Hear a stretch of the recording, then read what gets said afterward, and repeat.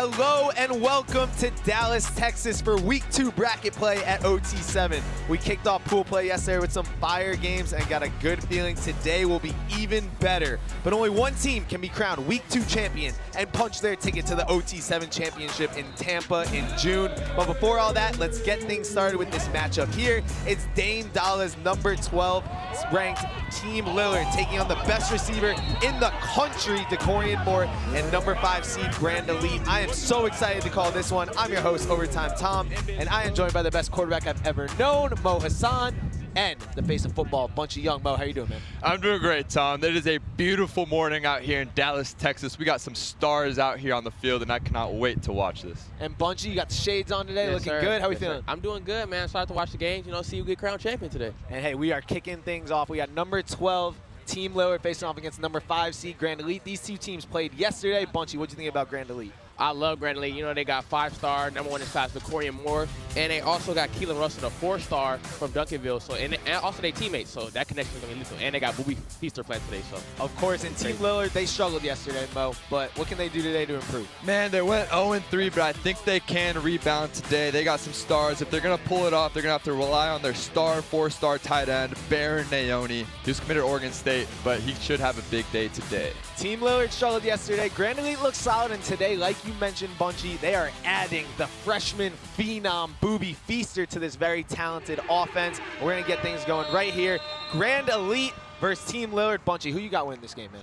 I got Grand Elite, of course. There you go. There you go. Mo, you gonna pick the upset? I'm not that bold, Tom. I'm not that bold. And Keelan Russell starts things off with a nice pass there to get a very short second and a few. And this Grand Elite team, they had a tough road yesterday. They played a lot of really good teams. But I do think they can make a run today at the 5 seed. Bunchy, you like their chances today? I do like their chances. They have a great receiver duo, and also the quarterback play is really good. So I feel like if they just keep pushing through, I feel like they're gonna be good. And Decorian Moore, the number 1 wide receiver in the country, he's number 1 on the field as well. Watch out for him, but they got a lot of great weapons that Keelan Russell will find.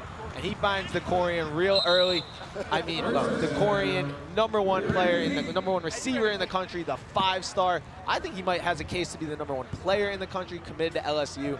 Unbelievable. What do you think about him yesterday? Decorian is special, man. His player comp is Jamar Chase, in my opinion. I know he said Odell Beckham Jr. because he's an LSU commit yesterday, but his skill set is so elite. He has late hands on fades, which is really impressive for such a young guy. And did you guys see that one-handed catch yesterday? Some of the best hands I have ever seen. Crazy catch.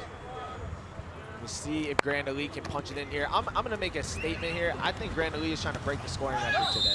I think they're going to try to hang 50 on. Think so? I think they try to hang 50 on. I think 50's in play, boys. I think it is. I think it is. I think we're going to see some good highlights. I think we're going to see 2 touchdowns from Decorian, 2 from Booby, and potentially some more push-ups. Ooh, I like that. We are going to get to the push-up play in a second. Maybe they run it here. By the way, welcome everyone to our chat on YouTube, TikTok, and Instagram. If you have any questions for the guys, any comments, please leave them and let us know who you think is going to win, Team Lillard or Grand Elite. Ooh, oh my gosh. Ooh. I got to catch that route from Decorian right there. He shook someone? He fell. He fell down. The dude fell down. That was crazy. And Bunchy, so you play receiver too. What do you see in Decorian's game that stands out? His route running and his speed, and also he's great. Like, he can go up and catch any ball. Like, his catch rate is crazy. His hands are insane, and all that is equal to success for a receiver. So yeah, I feel like Decorian is for sure the number 1 receiver in this class. Yeah, third. I was trying really hard to find like one weakness in this game, but he's like super fast. He catches the ball. He looks strong. He's super elusive. Is it third? We'll see if Keelan finds him here. But no, instead he throws it out wide for the touchdown. And Grand Elite is on the scoreboard, 7-0, and they're back to business today. Yeah, and that's Quentin Brown. And we talked about that 2-headed monster in Booby Feaster and Decorian Moore, but he really targeted Quentin the most on that drive. So I think they're doubling those other 2 guys, which is a smart move. But then you leave Quentin, the 3-star guy. He's got Oregon State, Pitt, Boise State. So it's a deep receiving room. It's not just those 2 guys. And that's what's so dangerous about Grand Elite, because they double the 2 receivers right here, and that leaves guys open. So And a reminder, it is Sunday at OT7, which means we are in bracket play. It is win or go home. And we're going to check in with the fourth member of our broadcast, Jolie Live, who's going to talk a little bit about what we got going on today. Jolie, how are you doing? What up, what up? I'm pretty good. How are you guys doing up there? I'm loving it, I'm loving it. You are standing next to the bracket. You got a lot of teams on there. Is there one team in particular that you like? I mean, I'm watching it right now. I'm like Grand Elite down here playing Team Lillard right now. And then whoever wins this game takes on number 4 seed Midwest Boom after this. And then up here we got seed 8 level 82 going to go up against FSP. Whoever wins that takes on, you know, number 1 seed Raw Miami, which that game I am personally looking forward to. I love it. Thank you, Jolie. And yeah, Raw Miami was the number 1 seed by a lot yesterday. They went undefeated, 3-0, and they look great. Guys, I need your picks. Who do you think is winning the whole thing today? Mo, who you got? I got SFE. I know they lost late on a missed Hail Mary against Raw, but they're going to pull it off. They got the best quarterback. They got the best coaching. I think they're going to do it. Wow, wow. Not an upset at all. going with maybe the favorite, them and Raw. Bunchy, what do you got? I got Raw. I like Raw. I like Raw's play. I feel like they went 3-0 yesterday. They were the most dominant team. I changed it to turbo. I like both. I am going with the upset pick. I got Midwest Boom winning the whole thing. I picked them before the weekend started, so I'm gonna rock with them for a little bit. Hey guys, we have a sneaky good drive here by Lillard. This is exactly what I wanted them to do. Like nickel and dime your way down this field. Rely on your big 4-star tight end Baron Naoni. He had 14 catches, 132 yards yesterday. Take your shots when necessary. So right there, I don't mind that on a second down. But they're in play here to tie it up. So I like this first drive. What do you guys think about Dame Lillard having a football team? He boxes, he raps, he's got a football team. He's a jack of all trades. Jack of all trades. Underrated rapper, I will say. For sure. Dame Dollar. For sure. And I like what Mo just said. You know, and they also Dame really has nothing to lose. They have nothing to lose. They won this game. They have nothing to lose. I feel like they should take shots. You know, just have fun. And the team is dangerous when they have. Yeah, and we were talking about Zael Smith earlier too. Really impressive yesterday. He's a more dynamic guy than your bigger tight end. Opened the field up a little more. And Bunchy, I know you like Zael a lot. Number 6, you called it before we even saw him yesterday. I did. I seen his build. I seen how his bounce and stuff like that. I seen his speed. So I feel like, you know, I know my receivers time. Yes, you do indeed. And we got a lot of people in the chat right now. Basically, everyone picked Grand Elite. Shout out to Felix family who picked them, as well as a few other guys as well. Clipped by Manny. Everyone in the chat, stay active. Please let us know if you have any questions. One-on-one, ready? And we'll see if Team Lillard can punch it in here. A massive 4th down. I want to see if they go to their big tight end number 15 right here.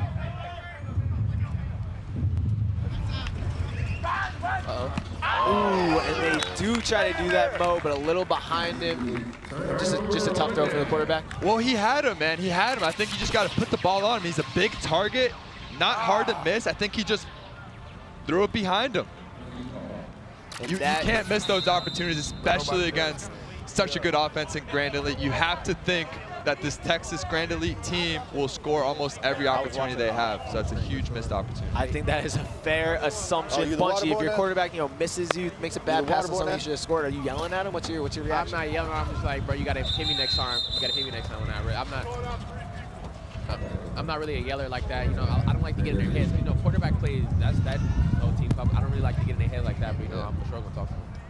And one guy who we think would have probably caught no matter where the ball is the Corian Moore. Again, the LSU commit. One of the fastest players in the country, probably the best hands in the country. You see him there. You know, he was very confident. He was talking, he was having a lot of fun. And you see him here, 19 catches, 186 yards, and 3 touchdowns in his first day at OT7 yesterday. Keelan Russell's got a special one there.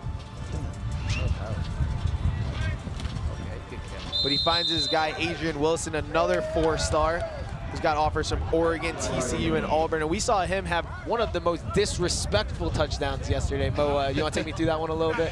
Man, so they had a bunch of guys doing push-ups, and I don't even know how many receivers they had going out on this concept. Was it 1 or 2 guys? It was just 1. And so it was 1 guy. So 1 guy against 7. I hear you seeing it right there now. You go. It's right there on the screen.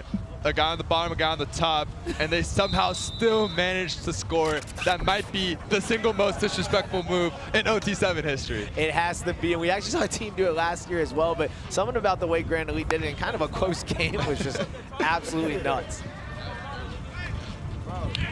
And you have to think they're just going to turn it up a notch, right? In terms of a move like that. I don't even know what would be next. Bunch of like, what else could you do that would elevate that? It's just crazy. Like Granley, I think that Granley's a dark horse. For If someone does push-ups on you, Bunchy, are you swinging? no, I'm not swinging. I'm not going to swing. I am. I'm going to be still very. I'm Max Holloway at UFC. Oh my goodness. We are just engaging this whole thing if I have to. Keelan Russell looking for DeCorian, who catches it.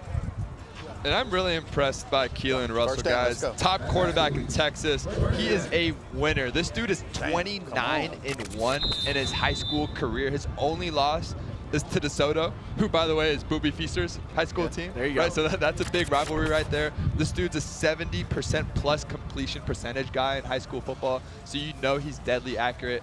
And he's getting a lot of early comparisons to a guy named Jaden Daniels. Not too bad. Not too bad. Okay. Jaden Daniels obviously coming up in the NFL draft. Mo, I'm curious who your #1 quarterback is there. But first, we're going to watch Keelan Russell get a nice little short pass there. Who is your #1 quarterback in the NFL draft this year? Well, that's easy, guys. It's Caleb. It has to be Caleb. It's not even close. Is that a little bias there? Did you play with A little USC bias? Yes and no. Yes and no.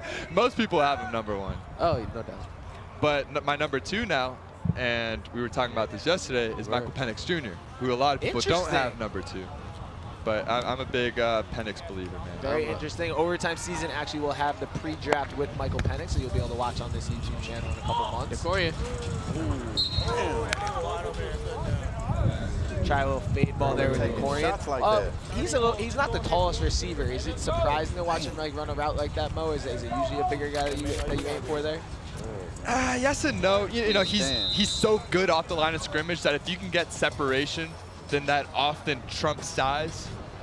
Right, Bunchy? You know, if you get a step or two on a fade, then that's the same thing as just being a 6'5" receiver right there. If he plays like a 6'5" receiver, if he plays big and can go up and get the ball off like you can. Hold on, you play with TD2, that's your main He team? almost just made another one-handed catch. You were 20. Wow. The whole squad going for one-handers there. And this will bring up a 4th down. Grand Elite keeps driving, but it's been taking a second to punch it in. Yeah, I mean, Lillard's been playing solid defense, just sound, right? And so maybe they don't have the star athletes to compare with the Grand Elite, but you know, they're playing solid right now. So we'll see what happens. And one guy we haven't seen yet is Booby Feaster, #5 on Grand Elite, the freshman prodigy who had 24 offers before he even entered high school. That's crazy. See if we can find him here. Oh. They do not. We have a flag on the play, though. We'll see if Grand Elite will get another shot. I feel like Grand Elite better punch the ball in because, you know, Team Lillard, they can come down the score. They can take a type of game real fast. And it is going to be a penalty on the defense, so Grand Elite will get one more shot here. They'll move half the distance to the goal, and it will be 4th down again.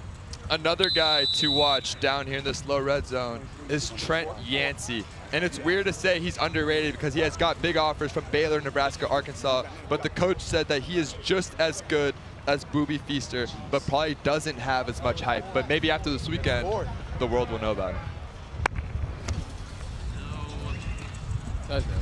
Keelan, of course, goes to his man DeCorian Moore right there and gets another touchdown to give Grand Elite a 14-0 lead. Mo, take me through this play a little bit. Yeah, just watch this release. It's just a one-step slant right here, catch and throw. He's just so lethal. You have to respect his ability to run a fade.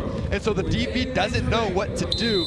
And just an easy touchdown. It's a pick play too, so you have the slot going out and picking that nickel defender, and it's beautifully drawn up by the coach. And Bunchy, when you're going across the middle there, are you stressed, or since it's 7-on-7, you can kind of be a little more relaxed? I'm not really. Since it's 7-7, I'm a little more relaxed, but you still gotta protect the ball, no doubt. They can punch it out anytime. Of course, and shout out to a lot of people in the chat right now. Valentina Servin, Tamara Ford, Alex Xavier Gonzalez, Devin. We got a lot of people there. Kingston Duran. When do the Trillion Boys play? They are coming up in a little bit. They're the #2 seed. They will play at 1 p.m. Eastern later today. If you need to see the schedule or anything, you can go to OT7's Instagram page. You'll be able to find it out there. And Team Lillard back on a drive. Just like that, 2 plays now within the 5-yard line. We'll see if they punch it in right here. Wow. A super easy touchdown there to Danny Wyman and Team Lillard. stays close, 14-7. Beautiful drive. And there's two good drives, really. And they should have scored that first one if it was a good ball. Beautifully schemed up. They're attacking the middle of the field, the soft spots, using Barron, their 4-star tight end, attacking the perimeter on that wheel. Beautiful back shoulder there. Nolan Keeney, the 3-star quarterback, makes up for that miss on the first drive.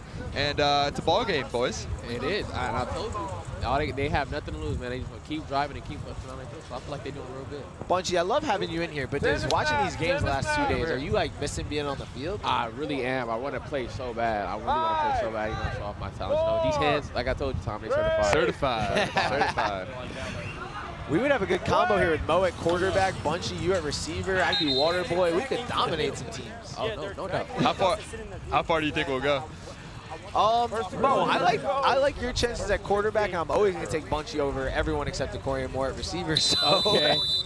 And here we're checking in on Booby Feaster, who I mentioned earlier, the freshman phenom. He played last week with Grand Elite, had 12 catches, 167 yards, and 6 touchdowns. He is up to over 40 offers as a freshman. That is absurd. And he had 25 before he even started high school, which I don't even know how that's possible. That is crazy. It really makes no sense. He's got a great name, Booby Feaster, playing in Texas. Reminds me of Booby Miles from Friday Night Lights. There you go. That just goes to show how good he is. And we were debating before the broadcast, boys, is this the best wide receiver duo in OT7? Decorian Moore and Booby Feaster. And I know the Trillion boys have that production with Jonah and Madden, right? But look, it's right up there, man. The receiver talent that we have, out here, as we have a player injured right now, we hope he's okay. But the receiver talent that we have out here on the field is truly unbelievable. As you're watching the play here, I believe the Team Lillard player runs right into his own guy, takes him out. And again, we hope that he's all right. Oh, wow. Ooh. I'm not gonna lie, Tredarian Ball just looked very quick there. Yeah, I mean that's what you're taught with the ball in your hands. You split 2 defenders, C2, split 2. Hopefully he's okay. He just got the wind knocked out of him, but honestly, no worse feeling than the wind being knocked out. it is. It's not ideal. Really? Oh, no doubt, no doubt. I remember I fell on the ball one time. Oh, you fell on the ball and it knocked it out of you? Yeah, I caught the ball, fell on it, boom. Hey, y'all back up off the white, guys. Back up off the white. And you guys were talking about the wide receiver duos here. So Booby and Decorian, obviously probably the highest ranked duo we have. Then you mentioned the Trillion boys. They have Jonas Smith and Madden Williams, who have combined for about 1,000 touchdowns this weekend. SFE's obviously got Jamie French, Vernell Brown. They got a ton of guys on their side as well. And I'm curious in the chat. Oh, as they look for Booby. Oh, did he come down with it? And he drops it at the last second. Booby Feaster on the fade route almost came down with another highlight grab. And he usually comes down with those. Last weekend we saw time and time again. We get in the low red zone. It was the Booby show. Throw it up to him. He's able to just elevate in the air, acrobatic catches. And this one looks like he just drops at the very end. Man, I can't believe he didn't hold on to that one. I'm going to tell you underrated receiver duo. SFE, Marcus Harris and Caden Dixon-Wyatt. Yep. That's a super underrated receiver duo. Yep. They got a Jamie French too. For sure, no doubt. Yeah, I think the thing with like Raw and SFE is they just have so many guys. Yeah. That's hard to just pick. 5, 4, 3. And we'll see where Keelan Russell goes here on 3rd down. Decorian. Nice. So you see that pre-snap motion, and then the defender follows him. Offenses will do that to designate between man and zone coverage. So the reason why he follows him right there, obviously it's man. They have a bunch of in-breaking routes, and he got a good separation. It was just a bad ball, uncharacteristic miss by Keelan Russell. Hurry it up. They're gonna hurry it up. I think he wanted to throw it a little bit behind him because he saw that guy coming across, but you gotta hit him right there. Big 4th down here. If Team Lillard can get a stop, they will get the ball back with a chance to tie or take the lead if they opt for a money drive, which we'll talk about in a little bit. We'll see if Keelan Russell and Grand Elite can punch it in first. Can we see a comeback, Tom? I would be absolutely shocked. My mind would explode. Away. Got him. Oh, let's Man, just when you think. Okay, yeah. You know? My dreams are crushed. And this was actually really, really well designed. And so they had both Booby and DeCorian at the top of the screen as a distraction, and then they run a wheel route right behind them. So the entire defense flows right, and no one covers the wheel. I mean, that's the best usage of your talent. You know that they're going to get doubled. All the eyeballs are on the stars. And that's what good play callers do right there, guys. And Mo, they found your guy Trent Yancey, who you had just mentioned earlier, as another 2027 player who looks amazing. But right now we have a money drive from Team Lillard. That means that the gold football will come out. Each team gets 1 money drive per game, and it will give the offense an opportunity to score. 10 points on the money drive. That will be a 10-point touchdown. And Team Lillard gets close again, 21-17, and they are going to the subway throne to celebrate.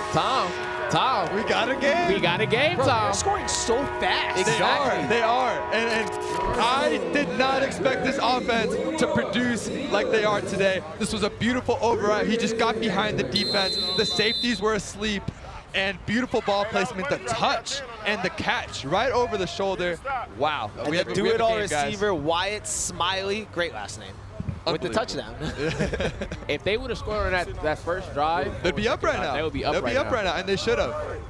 no doubt. And now the pressure is on the defense, who needs to get a quick stop to give Team Lillard a chance to get the ball back, potentially take this game. It wasn't just them, though. But Keelan Russell is right back to work to his guy, DeCorian Moore. Keelan Russell's right back. And then the comparison to real football here would be a 4-minute offense, even though there's 2 minutes left. But you just want easy completions, keep the clock running, and stay in bounds. That is the priority right now for Grand Elite. And the quarterback here, he has to know everything, right? He needs to know where the play clock's at, down in distance, keeping his guys in bounds. Absolutely, absolutely. I mean, you can score, right? Like scoring obviously opens up this game away, but you don't have to, right? So you can take a hitch, you can take a stick route out, and in theory, with 1:50 left, this could be the last drive if they played smart. 4, 3, away. Exactly. Stay in bounds, Stay in bounds. Now it will be 3rd and short. The Booby Feaster gets a nice little grab there and stays in bounds, so the clock continues to run. The clock will stop at the 1-minute warning. If they don't get this here, 4th and short, now that's an interesting decision. Do you flip the field or go for it? Ooh. Because Team Lillard has been so explosive on offense. Right. Short field, you don't know what's going to happen with under a minute left. But We will see worry if about Team that. Lillard can get one stop for this game. 5, 4, away. Ooh, good stop for them though. That is gonna be a penalty. guys, I don't know if that's PI. I think they're gonna call him for the tackle. Let's Here see. you Let's watch do it. this replay right here. That's a BS call right there.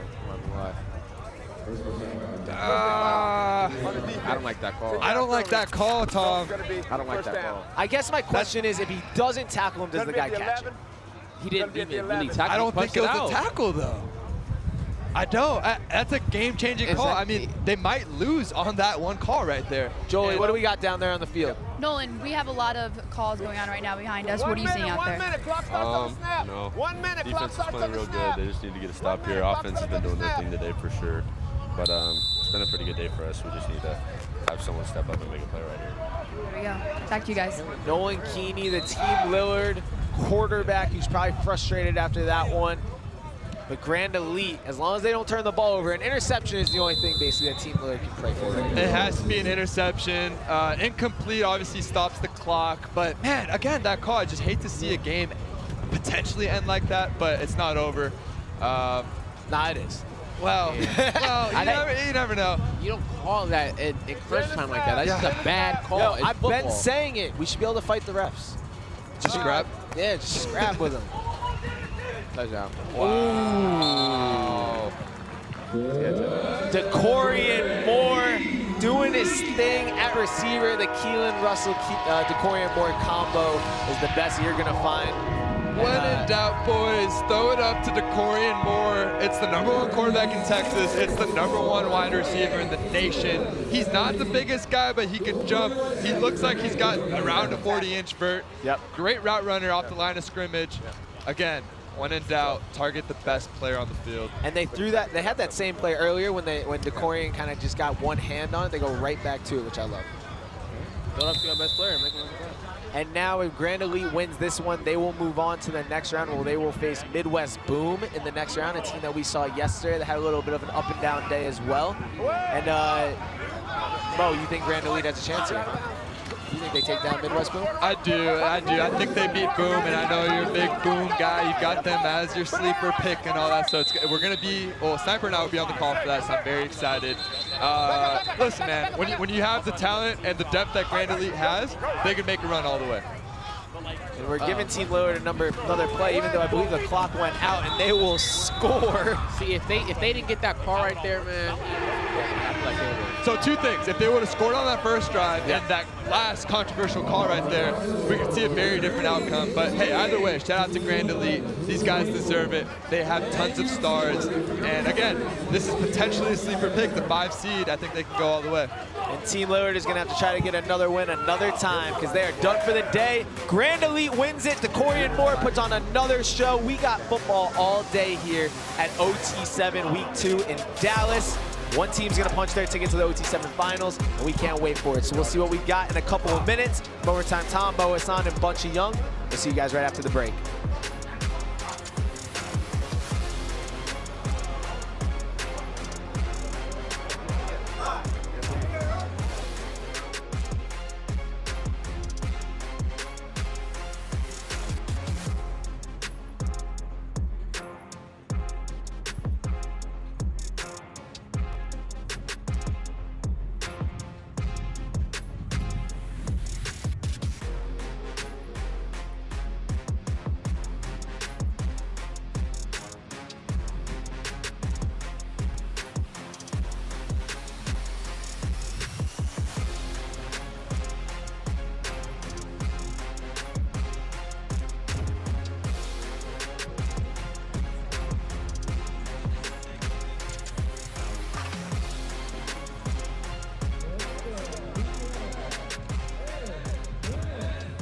Welcome back. We are here OT7 Day 2 in Dallas. I'm with Kieran. Kieran, we just finished up watching Team Lillard and Grand Elite. Yes. Close game. Very close game. That? I think Grand Elite was in control early on. The offensive firepower is insane for Grand Elite, but their defense is going to have to get figured out later on in this tournament if they want to have a chance to take home an OT7 championship here in Week 2.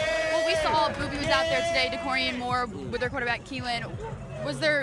Should we have had higher expectations for those two? I think you can. I think that duo of DeCorian and Keelan Russell is going to be one of the stronger duos that we've seen at all of these OT7 competitions, and they looked incredible. I think Corey, Keelan, and now Booby, all from the same area, all state championship caliber players in the state of Texas, which I believe is the best state for football ever. You know what I mean? I'm gonna keep spewing it because I got to represent for my guys. But Grand Elite, I think they could make a really deep run here, and I'm excited to see what they can do.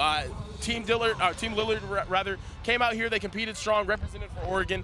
Much credit to them. They showed up. They looked a whole lot better today than they did yesterday. I think that's credit to their coaching and their adjustments and whatnot. I just think Grand Elite, just a better team today. They take on Midwest Boom next. So what should we expect from that game? I think that game against Midwest Boom is going to be very interesting. Boom, very well-rounded team. They've got the talent. They've got the players. But we'll see what Grand Elite can do. And I'm very excited for this next game that we got on the field, though. Another Pacific Northwest team, FSP, taking on Level 82. How do you feel about these uniform combinations here? Because I'm digging them right now. I mean, I love them, but we need to take a look at the bracket. Yeah. We have the games coming up. I want to take a look at the bracket, too, just because you have Boom going through right now against Grand Elite. On one side of the bracket, I'm telling you what I'm most excited about. Yeah, on one side of the bracket, you have Raw Miami. On the other side of the bracket, you have the Trillion Boys. And listen, this is the greatest rivalry in OT7 history because it's not a rivalry. It has been the most one-sided thing that the world has ever seen, and I want to see it again in the championship game. That's my pick. That's my pick. I'm going Trillion Boys to actually finally beat Raw Miami in this championship. As you can see on the bracket right here, They're going to have to go through a gauntlet to get to this point, though. Midwest Boom taking on Grand Elite. Right now, we're going to have level 82 facing off against FSP, and the winner of that is facing Raw Miami. And as we saw yesterday, Raw Miami level 82 had a very close game. I talked to Tori Smith earlier, head coach of that level 82. Yeah, I saw you yapping with him over what were you talking about? You know me. I love yapping. I'm yapping right now. Yapping. But I was talking to him earlier, and he was saying, essentially, we feel like we beat ourselves. Yesterday, Gavin Sidwar and their other quarterback, Xavier, they were rotating. Today, we're probably going to see more Gavin Sidwar. They are so locked in right now. It's crazy to see. They're unbelievable. You felt the energy. They're so locked in. Coach Story wants to put on a show with his guys. He's one of the best coaches that they have out there, and I think level 82 is going to show us something crazy. Well, we're about to see, so make sure you stick around, check out the game, and don't go anywhere. Chat who you think's going to win, final score, and don't go anywhere.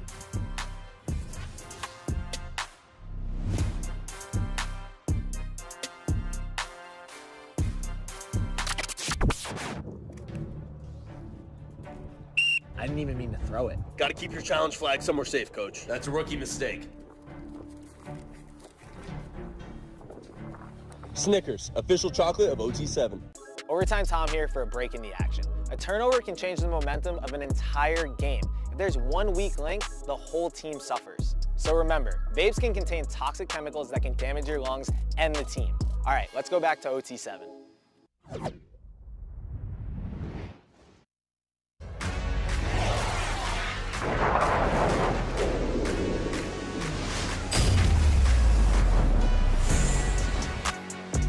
Hey, we are back in Dallas, Texas for week 2 of bracket play at OT7. Yesterday, we had an amazing day of pool play with some awesome games, but today is going to be even better because we got one team that is going to be crowned week 2 champion and punch their ticket to the OT7 championship in Tampa in June. But before all that, let's get things started with this matchup right here. It's number 9 seeded FSP out of the Pacific Northwest taking on Baltimore's very own, the number 8 seed, level 82. I am hyped to call this one. I am your man, Overtime Tom, and I am joined by 2 awesome humans, the quarterback man, Mo Hassan, and the face of football, in my opinion, Bunchy Young. Mo, how you doing, man? Tom, what is up, brother? We got some dogs on the field. The first game was already crazy, and this one's about to be even more crazy. And Bunchy, how you doing, man? I'm doing good. You know, just ready to watch this game, man. Let me see these athletes play. And we got a great one coming up here. We got level 82 versus FSP. What do we think about level 82? They're led by quarterback Gavin Sidwar, and also they faced some stiff competition yesterday. You know, they got shut out the last 2 games, but I feel like they can make a bounce back today.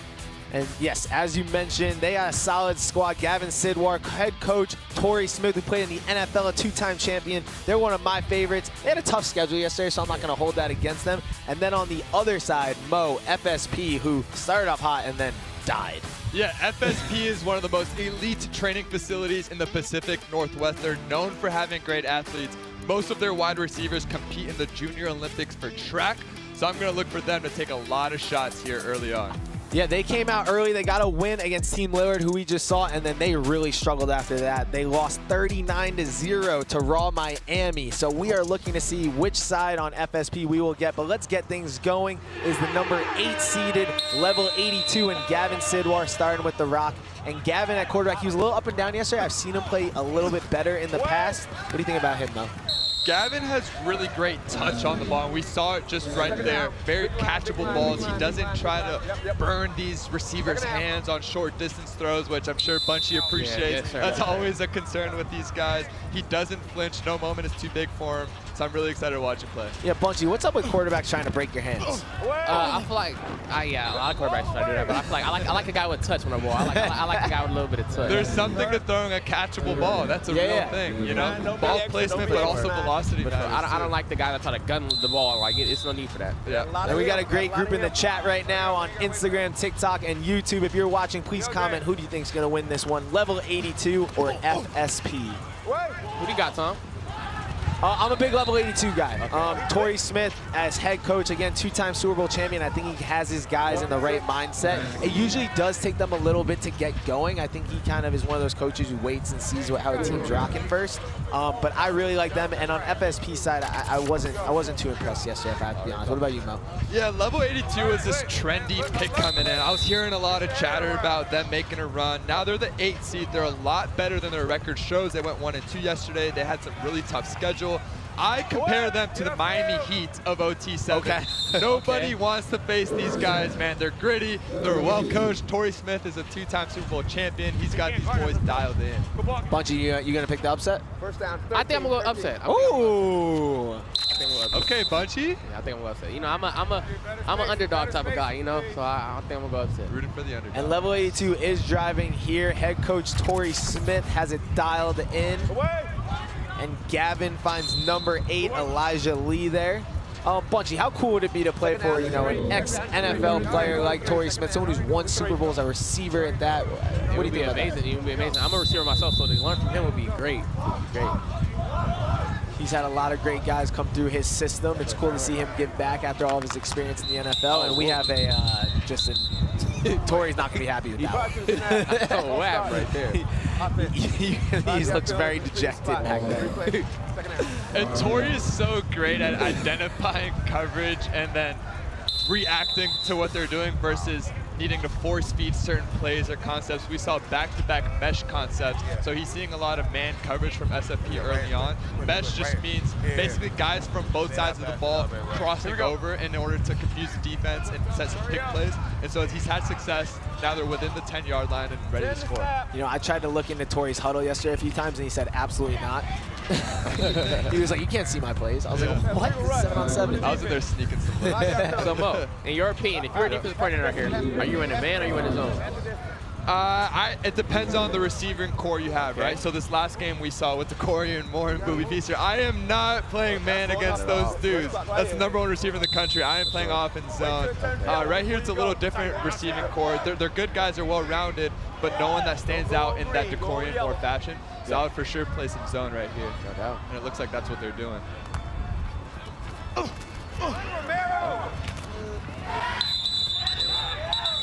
Yeah, and Torrey's upset because they ran the wrong route right there. Anytime you see guys within the same vicinity, that is not what you want. You want to create layers in that defense in order to stretch to errors early on.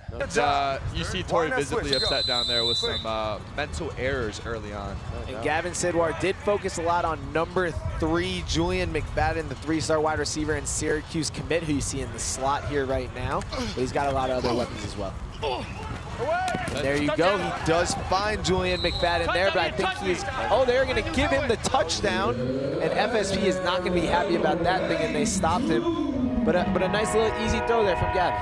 Yeah, I like that. Looks like a little option route. So he's got an option to go in or out, depending on the leverage of the defender. And Julian McFadden has been the big target right here for quarterback Gavin Sidwar. He's a Syracuse commit. He went 11 catches for 109 yards, 5 touchdowns last week. He's the guy that the quarterback trusts the most. And now we have FSP on offense. See what the squad can do here. Their last 2 games, they went scoreless. Ooh. That was almost a kick right there. That's tips and overthrows right there, man. That's what they teach you on defense. Got to take advantage of that. Kind of would have liked the DB to lay out for that. Changes the game right here. But good stop on first down. And as we have FSP getting going, we got our own Jolie live down on the field rolling as well. How are we doing, Jolie? I'm doing so good. I'm actually giggling because I'm down here by the bracket. Grand Elite's hanging out by me, and they actually just erased Team Lillard from the board. They said, you're out of here. So, you know. Do you like their confidence? Do you think they beat Boom in the next round? They kind of side-eyed me when they were doing it as if they were not supposed to be doing that, but I like it, and I think it's going to be a really good game against Boom. Anything else on that bracket that you're looking forward to? I mean, right now I'm looking forward to seeing who wins level 82 versus FSP right now, because I just want to see them take on Raw Miami. Right. Exactly, and there you see Raw Miami, the #1 overall seed. They were 3-0 yesterday with some very impressive wins, and the team that wins this game between level 82 and FSP will take on Raw, and that doesn't feel like a good prize for winning this game. No, that's tough, man. Anytime you got to see Raw, it's not ideal, especially after what they did yesterday. But Colin Madsen, man, here at quarterback, he's a back-to-back state champion. You know he's a proven winner. He threw for 54 touchdowns last year, which is absolutely insane, guys. I don't know how you throw for 54 in a year. They go 3-and-out right here, but they'll bounce back later on. Yeah, speaking of insane, they just went for it on 4th and a bit instead of flipping the field, and level 82 is going to take over here with some great field position. What happened here? Just good coverage. Good coverage. I would have liked for him to target a different area of the field, honestly. He's sandwiched by 2 defenders, very low percentage throw. Yeah, I mean, that's just putting a lot of trust in your guy right there, and I don't like that throw right there. We got some questions in the chat right now, as that just takes a little bit too long. Iana Brown says, where is Lopro? Lopro's not here this week, but they will be here in Orlando at OT7 in a couple weeks from now. Retro Bowl says, who you got winning today? We all had different teams. I had Boom. Who did you have, Mo? Level 82, for sure. No, the whole thing. Oh, the whole thing. Yeah. Oh, SFE. We're going Miami Raw. boys. SFE. And Bunchy's going with Raw. Wait, who do you have, Tom? I got Boom. Oh, okay. Quick. Retro Bowl also says FSP got some nice uniforms. Who is winning this uniform battle? I like the purple, man. I like the purple as well. Jumps out. My favorite color. Looks good. I like the purple as well. Shout out to everyone watching here. I got a question for everyone. Can you let us know what state you're watching in, or if you're outside the United States, what country you're watching from? We would love to see that. We got people from all over the world watching you guys right now. Wow. It's pretty cool. Look at that. Shout out to the chat, man. Also, talking Shout out about, to OT, man. you was talking about this yesterday. We good. FSP has a huge team, bro. Yeah, they're massively, they got a lot of humans, and they're also very tall. Very. Their team is huge, bro. It's that training facility, man. What are they feeding these boys? The boys lifting. And the big tight end, Damon Hall, gets that one there. And I want to see them down here target a guy number 20, Romero Ison. He's a 3-star. He's committed to USC. If there's something Lincoln Riley knows, guys, it's wide receivers. He knows his offensive guys. This guy calling about a USC receiver when he hasn't touched the ball yet is unbelievable. They're going to target. Watch this right here. He had I hope 1,900 so. yards last year, which is Crazy. dang near 2,000 yards. That's crazy. Fourth down here, we'll see if Gavin targets him. And he did target him, And you hear Coach Torrey Smith say, who are you throwing it to? So he had him in the back of the end zone, actually, Romero. Looks like he just left it a few feet above him. But, you know, it was well schemed up. He had him. That is an area of the field. When you get down here, the back of the end zone, there's a lot of space. It's that front 6 inches and the back 6 inches. Romero going to USC all the way from Baltimore. That's pretty impressive. That DeAndre. Is that my guy? It is. It is Joey O'Brien. He caught. They're not calling it a pick, but it has to be. This guy caught that. Guys, I'm going to say unofficially he leads OT7 history in interceptions. He had about 1,000 last year. Wow. They're saying we need a booth review. I agree. Let's see right here. I think he caught that, guys. He's down with that. I think he caught that. Easily, I think. We need a challenge call, guys. You good? No. Already 2 controversial calls, man. Wow. What's going on? What is going on? Refs went out late last night. Yeah, they went They're at out. Terry Black's, Yeah. having a time of their lives. Yeah. This is there with our producer, KJ. I feel time on a. Well, at big break for FSP, and they got a new quarterback in as well. Oh! Back-to-back bad snaps, actually. Throw it. Pick. Wow! Did he get it out in time? He can pick it up. He's still got 4 seconds. Let's go. Yep. And they're calling it a completion. No, he can. He is allowed to pick it up by OT. I lied. They are calling it a sack, and they're bringing the ball back. Let's see. He can pick it up. You can pick it up, and you still got to get it off in 4 seconds. We got it all. Well, it was an impressive play by him. So you have to pick the ball within 2 seconds if the ball is on the floor, because that's really, they don't want it to be rolling around there. So yesterday we actually saw Inferian Ferrara, the quarterback. He picked it up after 1 second and threw a 40-yard touchdown. But here we see FSP, they don't pick it up within 2 seconds, so that is going to be a sack and move them all the way back. On a long 4th down, they're going for it again, 4th and 22, and that's not even, shit. And FSP is going to give level 82 great field position again. It's just a rookie mistake at receiver. It's a gotta have it situation. You need 22 yards. They called a comeback on the outside, and he ran it 2 yards short. Even if he caught it, guys, he wouldn't have gotten it. So, like, what are we doing? But also on the coaching side, see, we give you the option on 4th down to flip the field. It's basically a punt, which would have knocked level 82 all the way back to their own 10-yard line. And yes, FSP wouldn't have been able to go for it on 4th down there. but at least they pushed level 82 back, and the defense has been solid, so I think that would have been a good move. Poor decision, bad play call, and not an ideal route, and then now level 82 has the opportunity to go up 14. Bad throw. Oh, great throw.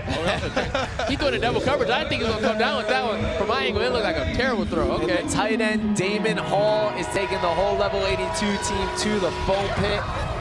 I was not familiar with his game right there at all. Not familiar.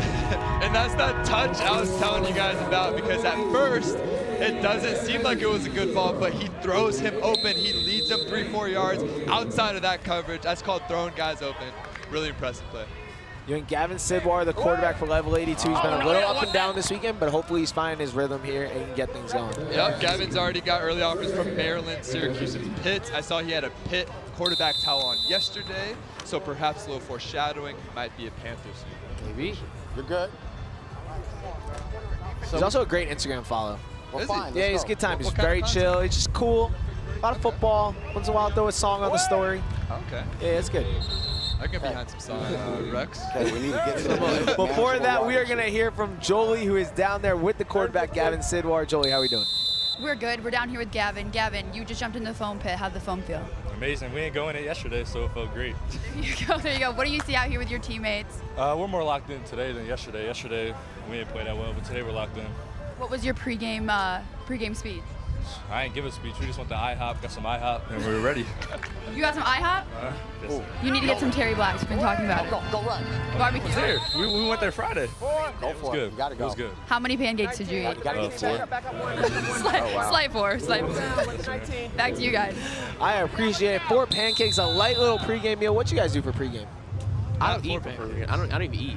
I'm the type of guy. You haven't eaten? No, I have not eaten. Chris. I'm not eating at all. Okay. He's intermittent fasting. But what'd you rock out with? I didn't eat either, honestly. I'm not going to lie to you. Before games, if it's an early game, I would not eat. Nothing like making me Nice. yourself. Go. Good job. Let's go, FSP Gino. with a nice touchdown there. I don't know. Are you a big eater before games, bro? Nah, not if it's an early me morning game. You can't eat 4 pancakes. I don't eat 4 pancakes before morning That's game crazy. is psycho. But Gavin is a baller, and watch this throw by FSP. Zaire Griffin with the snag. And he's just a little too quick for the level 82 defensive back. And it's just a flood concept, right? So they've got the post going in one direction. They've got the over routes from the other direction. Misdirection confuses the defense. And again, we got a ball game, guys. We got another close game down here. Level 82 up 14-7. And if FSP can get another stop, they get the ball back with a chance to lead or take the lead or tie it up. Yep. So Mo, if you're FSP right now and you back on offense and you're offense coordinator, what's your plan of attack? Yeah, well, it's level 82 on offense. So 5 minutes. level 82. Yep, Let's go, 5 let's go, minutes let's go. here. You have to stay Here we go. aggressive. Chris, over Okay, here. and you Chris, see here. that's where a lot of offenses Chris, go bro. wrong. Do you see a become letter? too relaxed Pay here. attention. You need a score, Yeah, right? no doubt. However way it comes, whether it's fast, slow, doesn't matter. Now if it's under, so play within the offense is what I'm saying right here. The game, there's so much time left. 5 minutes and 7-on-7 is almost like a full quarter. I thought he kind of dropped this in the bucket, no? He did. That's just a great play by the DB. Wow, that is an unbelievable throw. I gotta finish that. Bro, that's not good No, defense. that was not good defense at all. He just dropped it. That's a clean drop. That's a clean drop. That's a clean drop.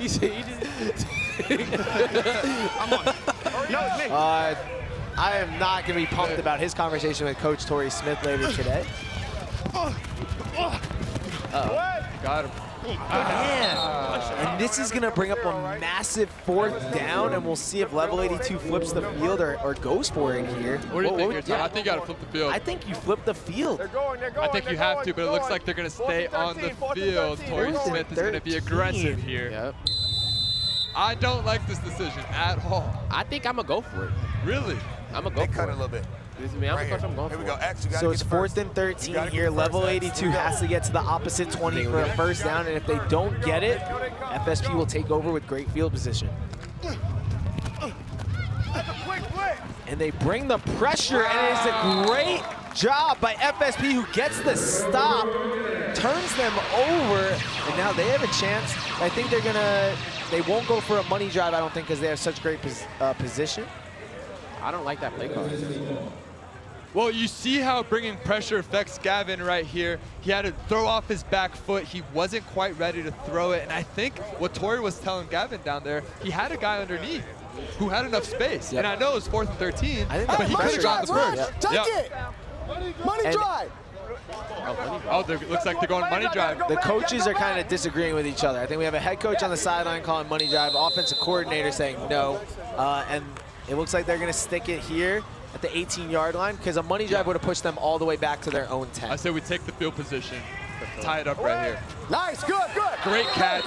Let's go, boys! And they're going tempo. They're going tempo. Still enough time where they could potentially get another possession, or now that we're in bracket play, they can play for overtime. So it's a little bit different. This isn't a tie situation. I want to see an overtime game, man. I do. I really do. I think they're going to score. Oh! Gotta catch that. Really good ball placement. Just put it right on his body. There's no place else he could have put it. Perfect ball. Hang on to that one. It's a perfect ball. Bunchy, is there one drill or one thing that you do to get great hands? Or you just catch the ball out? Are you on the jug machine? Because you do have very solid hands. Jug machine. I try to at least catch, 100, 150 balls a day, when I'm working out. Yeah, I get very sticky gloves. The stickiest. Oh, I thought you okay. A similar route here. So you go out and back in. It's kind of like a reverse whip, misdirection, double move. Better coverage on this one, so I think they saw it coming. Yep, you get to hand right there. Great defense. Guys, number 6, Joey O'Brien, I can't talk about him enough. Last year, he was the star on defense for level 82. He had tons of picks. He forced a fumble, which I don't even know how that happens at OT7. How did that happen? He had some sacks. Unbelievable player.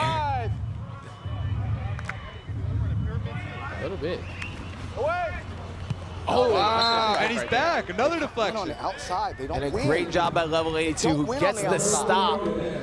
So, Josh, what do you think is Joey's comparison? NFL comparison? You want the money on defense? Or college? Money on defense. Hey, money, defense. I mean, I know we're hearing a lot about Hamilton. Okay. Yes. I like that one. Just with the size, you said?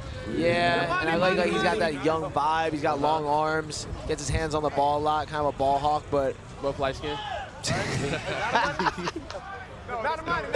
And here we get Gavin Sidwar back at offense, and level 82 just cannot turn the ball over. That's exactly what you need. You just need to cross the line of scrimmage. Probably 2 plays, and that's it right here. Just don't throw any interceptions. Keep it safe. Rather take a sack, really, than force any ball. And this will bring up the 1-minute warning. 1 minute. Clock starts on the snap. 1 minute. Clock starts on the snap. So the clock will stop here, but it'll start back up right on the snap. Shout out to everyone in the chat right now. I think a lot of you guys picked level 82, so good job there. Shout out to Dark Visors, View the Goats 462, and JD Glenn 27. We appreciate you guys tuning in. They're gonna go. There goes. Oh, there you go. Oh no! He got a C. And that's not what you want because it's a drop ball now. Within 1 minute, the clock stops. Why don't you get out there, man? Yeah, I don't even feel like that's really the receiver's fault. He should have caught it, but the quarterback got to put in a better ball right there. He's wide open. He got to put it more. Yeah. That's what I had a quarterback coach tell me when he's wide open, throw it like you're throwing to your sister, as catchable as possible, soft, just right at their shoulder. What coach told you that? It was a quarterback coach, man. Sometimes those are the hardest throws to complete, which they're wide open. You overthink it. He did drop it, but the quarterback got to put it right. He's wide open, got to put it right there. Level 82 here has 3rd and 14. They obviously want to keep the clock running. That's big for FSP. Clock stops. Gives you a chance. God forbid. Oh, and that's the game. Is going to do it. As level 82 gets a clutch first down here. Great ball by Gavin Sidwar there on 3rd and 14 to extend this game a little bit. And it's a gritty win here by level 82. This is a team that is a lot better than their 1 and 2 pool play record shows. They had a really tough schedule against what, in my opinion, is the top 2 teams here, Raw and SFE. And they almost beat Raw, actually. They really, some people think they should have beaten Raw, who went undefeated yesterday. So I think they have a really good chance here to make some noise. Well, they're going to get another chance here. They will face Raw in the next round. As we get a nice little juke there, and these teams are going to close things out. So we will get a level 82 versus Raw Miami rematch. You guys think level 82 can pull that off? Not if they play like this. Nah, Not if they play like this. They looked good yesterday. I'm going to say it's a warm-up game for them. Okay. I'm going to say it's a warm-up All game. right, well, that will be the 8 seed facing the 1 seed in just a little bit, but we got OT7 action all day. We are in bracket play. One team today will punch their ticket to the OT7 championship in June. Great one there. Level 82 wins 14-7. We'll see you in a bit.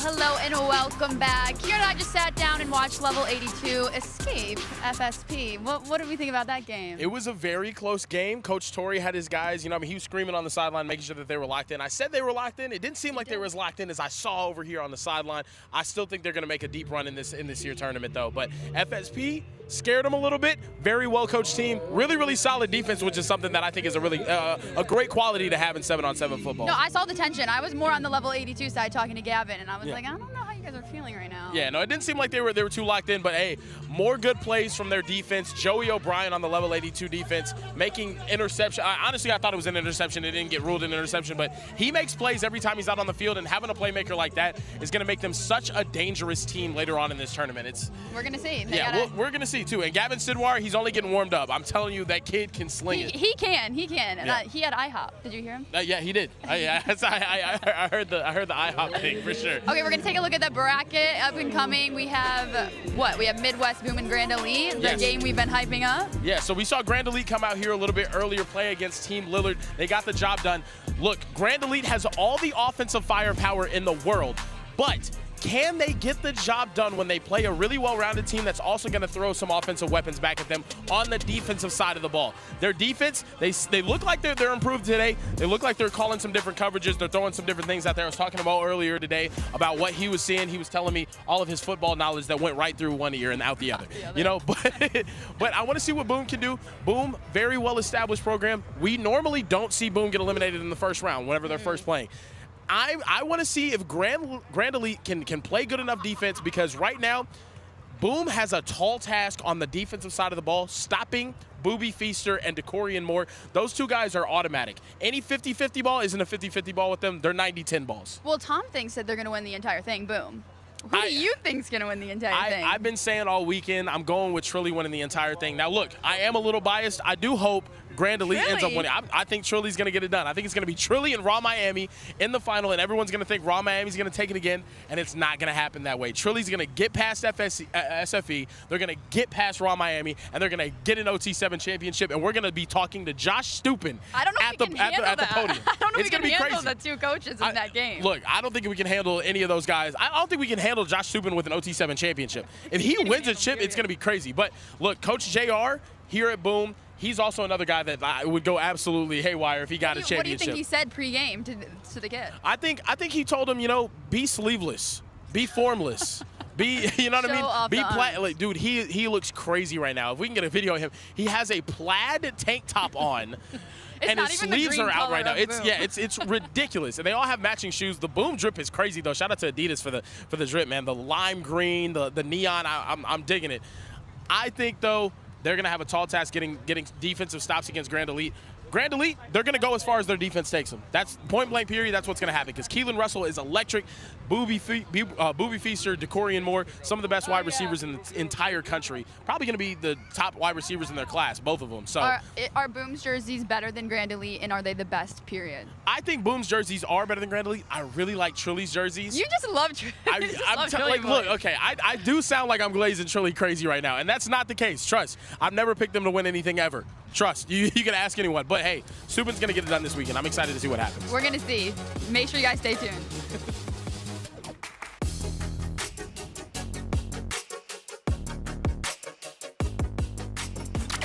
All right, Joey, you're running a button hook, all right? Tommy, back quarter fade. Billy, you're going to pump fake and then hit. Coach, you don't remember my name, do you? I got 12 touchdowns this year. That's a rookie mistake. You're gonna hit Nick. Nick, that's who you're gonna hit. Snickers, official chocolate of OT7. Overtime Tom here for a break in the action. A turnover can change the momentum of an entire game. If there's one weak link, the whole team suffers. So remember, vapes can contain toxic chemicals that can damage your lungs and the team. All right, let's go back to OT7.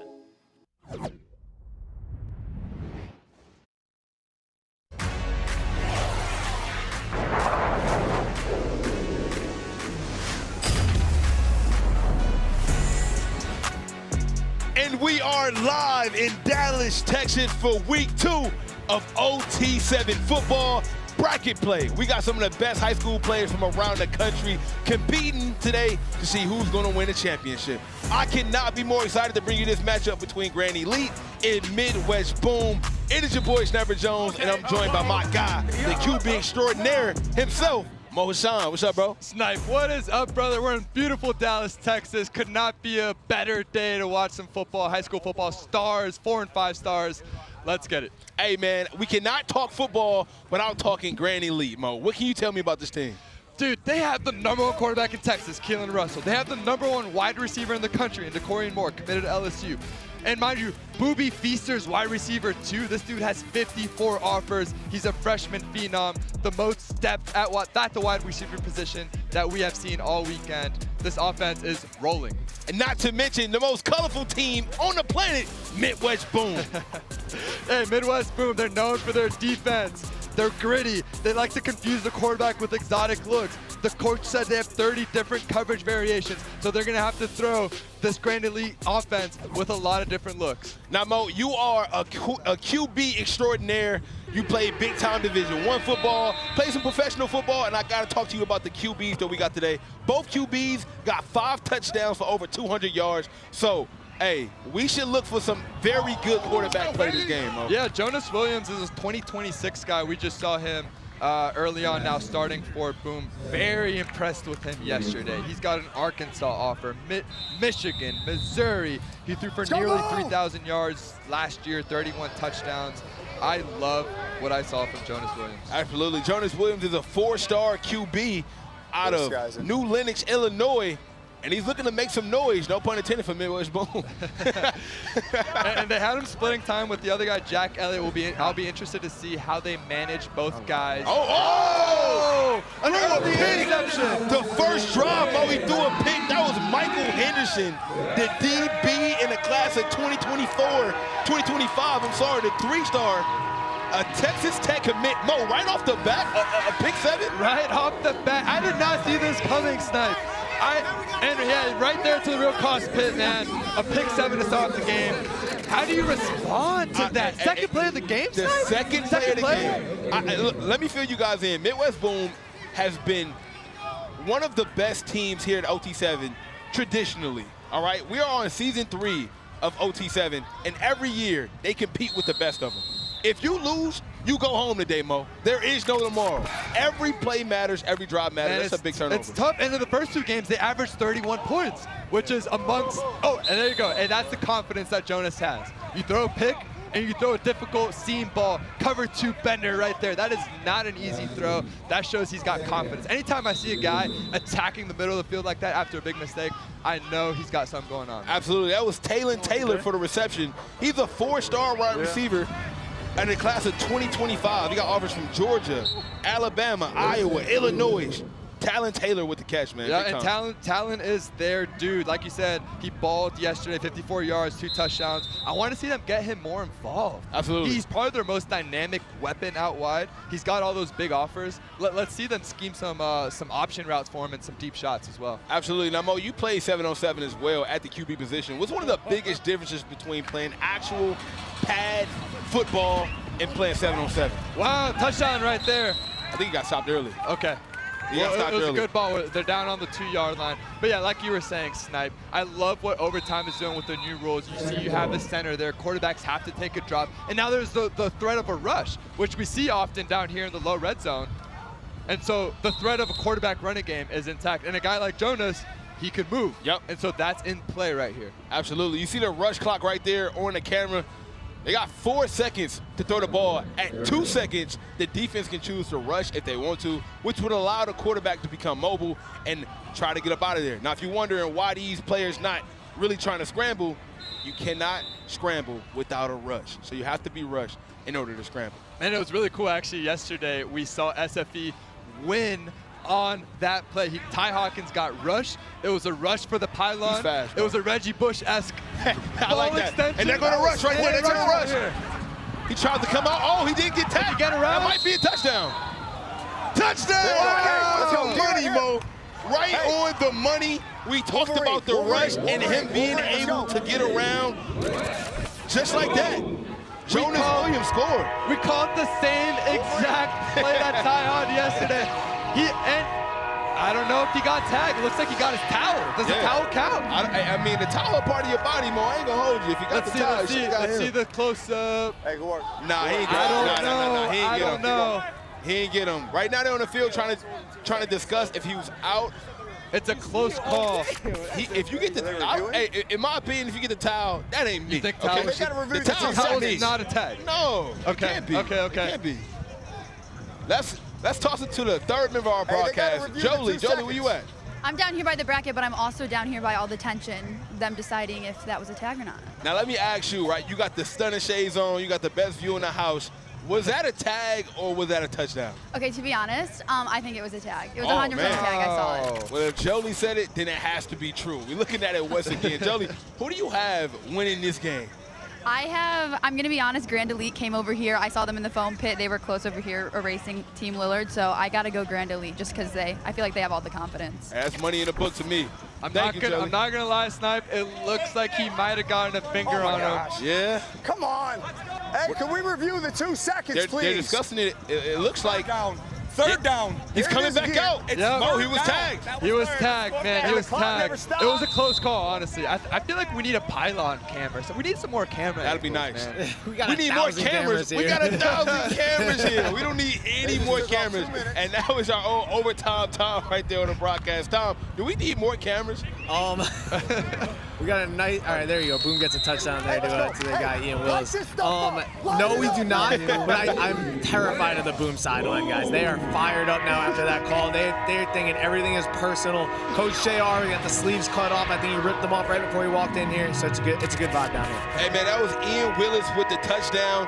3-star receiver. He got offers from Marshall, Miami, Ohio, Bowling Green. I mean, this guy had 1,000 yards and 17 touchdowns last fall. Snipe, 17 touchdowns is absurd. It's absurd at any position, but at wideout is even crazier. That's half of my touchdowns I had in high school, bro. Wow, okay. Yeah, I was really good. You were balling. Yeah, DeCorian Moore. Hey, we're going to say that name a lot, Mo. DeCorian Moore is literally the best receiver in the class of 2025. LSU commit 5 stars, and not to mention one of the best quarterbacks in the entire OT7, Keelan Russell. Yeah, I love what I see from Keelan so far, man. And that's a really accurate ball right there on the sideline as they get inside the 5. This dude's committed to SMU. Rhett Lashley, the head coach, he knows quarterbacks. Yep. He likes guys with big arms. He likes mobile guys. Remember, he had De'Ara King at the University of Miami, and they had a very good season. Keelan Russell, they've been comparing him to Jaden Daniels. I like that. Which I kind of see it. You know, he's taller, he's slender, very smooth release, very accurate. And by the way, Snipe,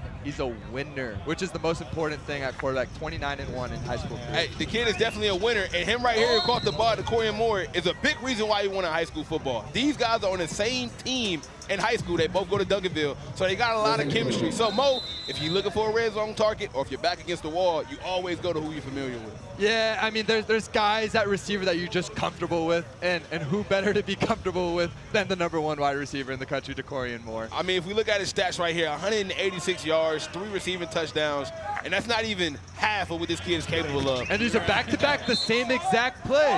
Oh, they called it a touchdown. That was not a touchdown, Mo. I'm going to keep it a bit. That was not a touchdown. We've already had several controversial calls tonight, so I need to see this replay. DeCorian Moore called in for a touchdown. I think they might review it. I'm not sure. But it looked like he was tagged out beforehand. Did he get the ball across? I want to see. So we see the release here. The catch was good, made with the body, and it looked like he was tagged. It's very close. It's very close. But They literally ran the same exact play back to back. They had him out wide at X. They bunched 2 or 3 guys inside of him, and it's a pick play. Tom Brady's famous for running this in New England with guys like Julian Edelman and Wes Welker. Won many Super Bowls using that play. My grandfather used to always say, Mo, if it ain't broke, don't fix it. There you go. If the same play keep working, they keep running the play. We got a QB change. Almost picked off right there. We got a new quarterback in the game, 2025 3-star Jack Elliott. He's got Yale, Princeton, Eastern Michigan. So they put him in right here on this 3rd drive, in for Jonas Williams. Now, not only are you a quarterback that played the quarterback position at the highest level, you also got experience playing 7-on-7. What is your thought process on coaches just having a different quarterback every drive? I know you spoke about how tough it is. It's so hard. I don't know if people understand how difficult it is being a backup, going in with a cold arm. You don't have a rhythm for the game. You're just not ready. It's like being a basketball player who hasn't been putting up warm-up shots. And it's like, hey, come throw the game-winning shot, right? And so, look, I'm always very impressed with these guys coming in and producing. We'll see what he does here on a 3rd and 11. And our own overtime Tom is with the best receiver in the nation right now. Tom, take it away. Hey, thanks, fellas. I'm down here with the Corian Moore LSU commit. Vibes are a little bit more intense today on bracket play, right? Of course, always. You know, when you got to win to go home, everybody want to win, so the intensity is going to go up. And I feel like on that last drive, Keelan's looking for you a lot. Take me through some of those plays. Man, we just give them what they take us. The DB want to play off, we're going to throw them quick slants every time, and we're just going to get money. They trying to guard you one-on-one? Not at all. They passed me off to 2 people, actually. Every time they pass me off, the safety and the Mike coming down, so we just going to work with what we got. You got a great receiving group. You got Booby Feaster here today, Adrian Wilson as well. Talk to me about those guys. Man, I obviously recruit playmakers, man. I have to get some of the best guys in Dallas to come play with me. Booby, even though he's a freshman, he still played like he wanted the upperclassmen, so I had to get bro on the side with me. You're recruiting for a Grand Elite? Hey, you can't emulate the count. Is that a DM? Is that a text? What do we got going on? Usually, don't give away your secrets. Get out there, man. He's back to you guys in the booth. Hey, is that the catch of the day, Mo? Without a doubt. That is up there. He put it up for his guy out wide. Only where he can get it. Beautiful ball by Jack Elliott, and that catch does not get better than that. That was Terrence Smith on the reception, the 3-star receiver. Hey, Mo, he's 6'4", and that's why he was able to get up and grab that football. What a catch. If I do say so myself, Randy Moss-esque, okay? That is a Moss. In the hood, we call that a Moss. Moss. Yeah, you got when your name become like a verb, then that's how you know you're really doing something right That was a great catch. That was unbelievable play. And just like that, we all tied up at 14. Keelan Russell takes a shot deep. Oh, gotta give him a chance. That's one of the things I tell you at quarterback. No ball has ever been completed out of bounds. When you have a guy like DeCorian with that catch radius, just give him a chance, man. And he beat him too, so watch out wide. He's got 2 steps on him. Even though there's safety support, there's still room to fit in that ball. Absolutely, and the conditions right now are super windy. Don't know if you guys can see that through the screen. Mo, it was so windy yesterday that our producers and a lot of the people that work here at the OT7 staff had to hold down the tent to the point where the second half of the day, we were tentless. We were tentless, man. We were out here in the sun. So talk about how tough it is, passing these long balls with this extreme wind. It is hard. It is very, very difficult. It makes even the short ball is difficult as well. You're throwing across the field these deep comebacks, man. It's harder to get velocity on it. And that's when there's a premium on timing and anticipation. These guys know each other with Grand Elite. A lot of them play together. They're from the same area in Texas. And so that's going to be a huge advantage as this game goes on. Absolutely. Keelan Russell, once again, 4-star QB committed to SMU from Dallas, Texas. He's 6'3", 175. And as Mo said, this kid went 29-1 going into his senior year and had 44 touchdowns last fall. He's the number 11 receiver in his quarterback in his class, and he's one of them ones, to say the least.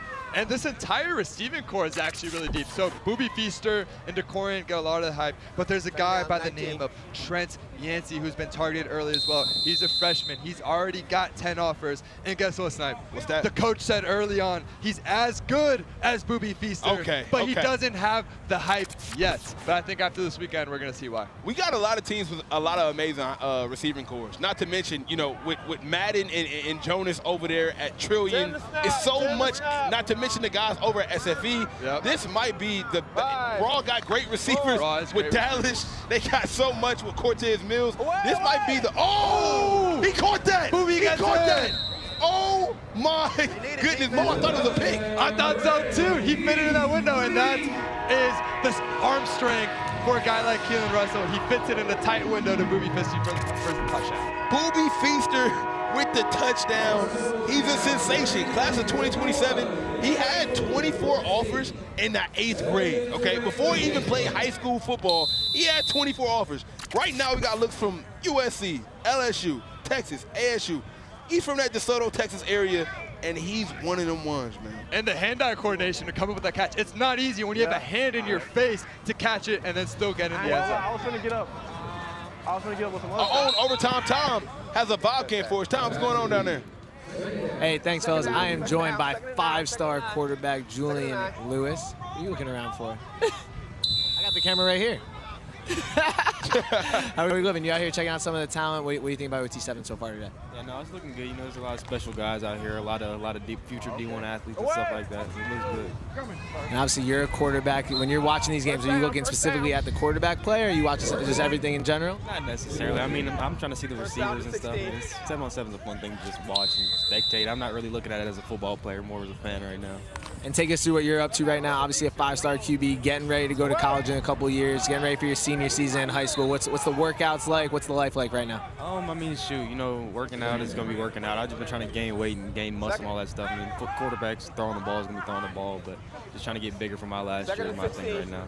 You're committed to USC. Take me through what the recruiting process was like. I know you had about every school in the world trying to talk to you, so how'd you come to that decision finally? You know, USC with Coach Riley's had a fair run of quarterbacks and all that stuff, so it was kind of hard to pass up on that opportunity. You know, I'm still going on business and stuff, but I'm locked in with USC pretty good. And is there one team that you think's gonna win this? You played with Trillion a little bit last year. You seen Raw. Is there one squad you got? I got Raw or SFE. One of the Florida teams. I got them. All right, man. Julian Lewis, appreciate you joining us, man. Always the best. Back to you guys in the booth. We are seeing some of the best catches of the day. What a catch from Talon Taylor, the 4-star receiver. Was that over Booby Feaster? No, was that Booby? Yeah, it was Booby. Oh my goodness. Guarding that. It got deflected, and then it got caught by Talon.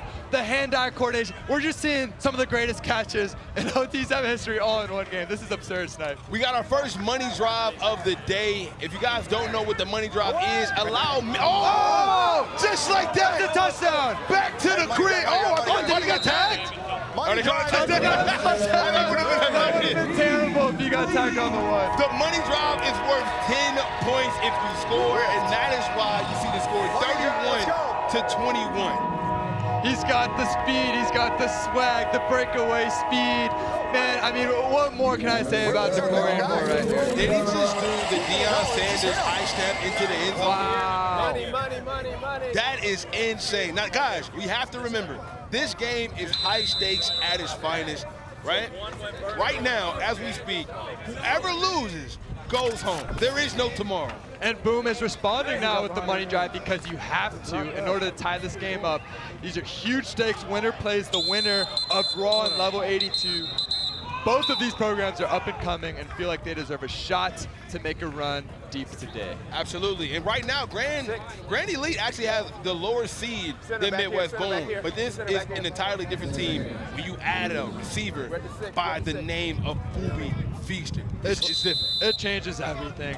The defense has to play you completely different, guys. It's Booby Feaster. He's a phenom for a reason. We've seen this offense explode already for 31 points and potentially more already. Let's see what they decide to do. Jonas Williams back in the game.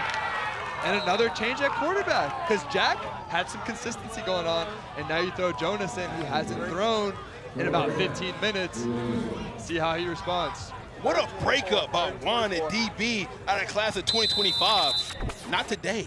Not today. Give me that. Give me that. Give me that, Mo. Come on, you gotta love that right there. You would have caught that this time. Oh, me? Oh, yeah. I think you would have got Hey, man, my nickname was Hot Hands. Yeah, bro, how many nicknames you got, bro? I got a lot. I got a lot, man. Hot Hands was my name. Oh, my goodness. Catch. Oh, he scores. He broke loose. Oh, my goodness. Mo, Talon Taylor is going buck wild. Talon is a star. He goes up, elevates. It looked like he was in the air for about 2 seconds, and then he finishes off the play with a touchdown. This Are you unbelievable. kidding me? Wow. What a catch. I mean, that's his second crazy catch of the day.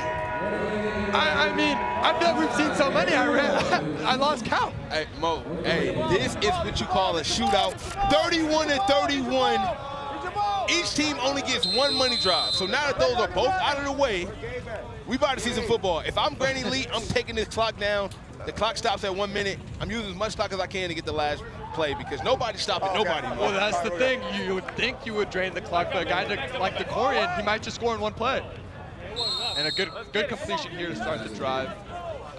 There's a minute 23. The clock stops at a minute.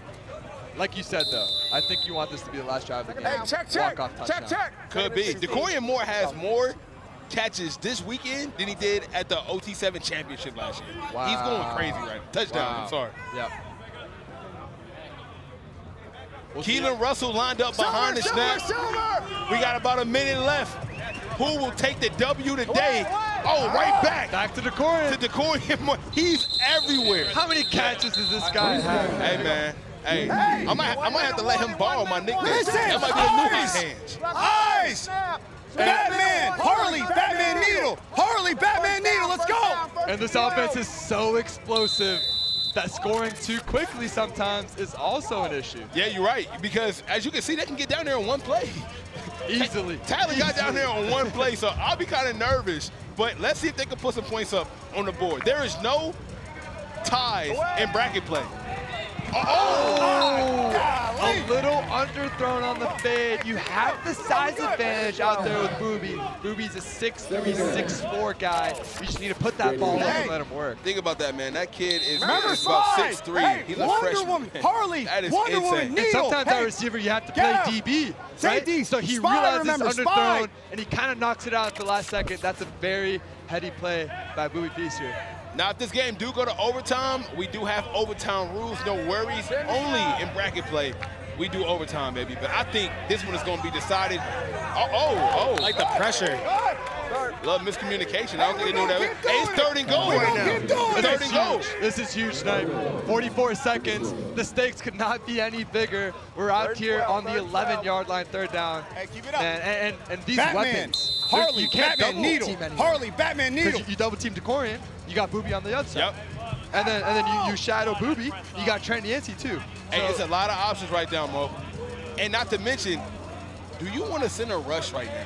Because if you send a rush, you give Keelan an easy way out, right? I think I would rush him. See, they send a rush on both sides. Two guys. He takes the shot, he's open. Touchdown! Oh, my goodness. DeCorian Moore. It's on you now. He's talking to him. He threw him a kiss. Oh, my He threw him a goodness. kiss. Oh, my. DeCorian Moore blew a kiss. And that's the risk. They brought 2 guys. That's why he was open in the back of the end zone. Like you were saying before, if you don't get there in time, now you're just leaving these weapons in the open field. And that results in a 7-point lead now, 39 seconds left. Tell him cut that yap, gang. Oh, my goodness. I don't know if you've seen it, but he blew a kiss at Jamari Washington after he scored on him. That is so disrespectful. So he's done the kiss. He did the Deion Sanders dance. What's next? Hey, from this DeCorian? guy is definitely selling tickets. Another QB swap. What do you think about that? Yeah, and he underthrows the comeback there. It's just, I'm not a fan of it. There's the old saying, if you have 2 quarterbacks, you have no quarterbacks. I would like to see them ride the hot hand. But hey, Jack Elliott was balling earlier. We'll see if he can drive down on a game-winning or game-time drive, unless they go for a 1-point gamble. Yo, do we, listen.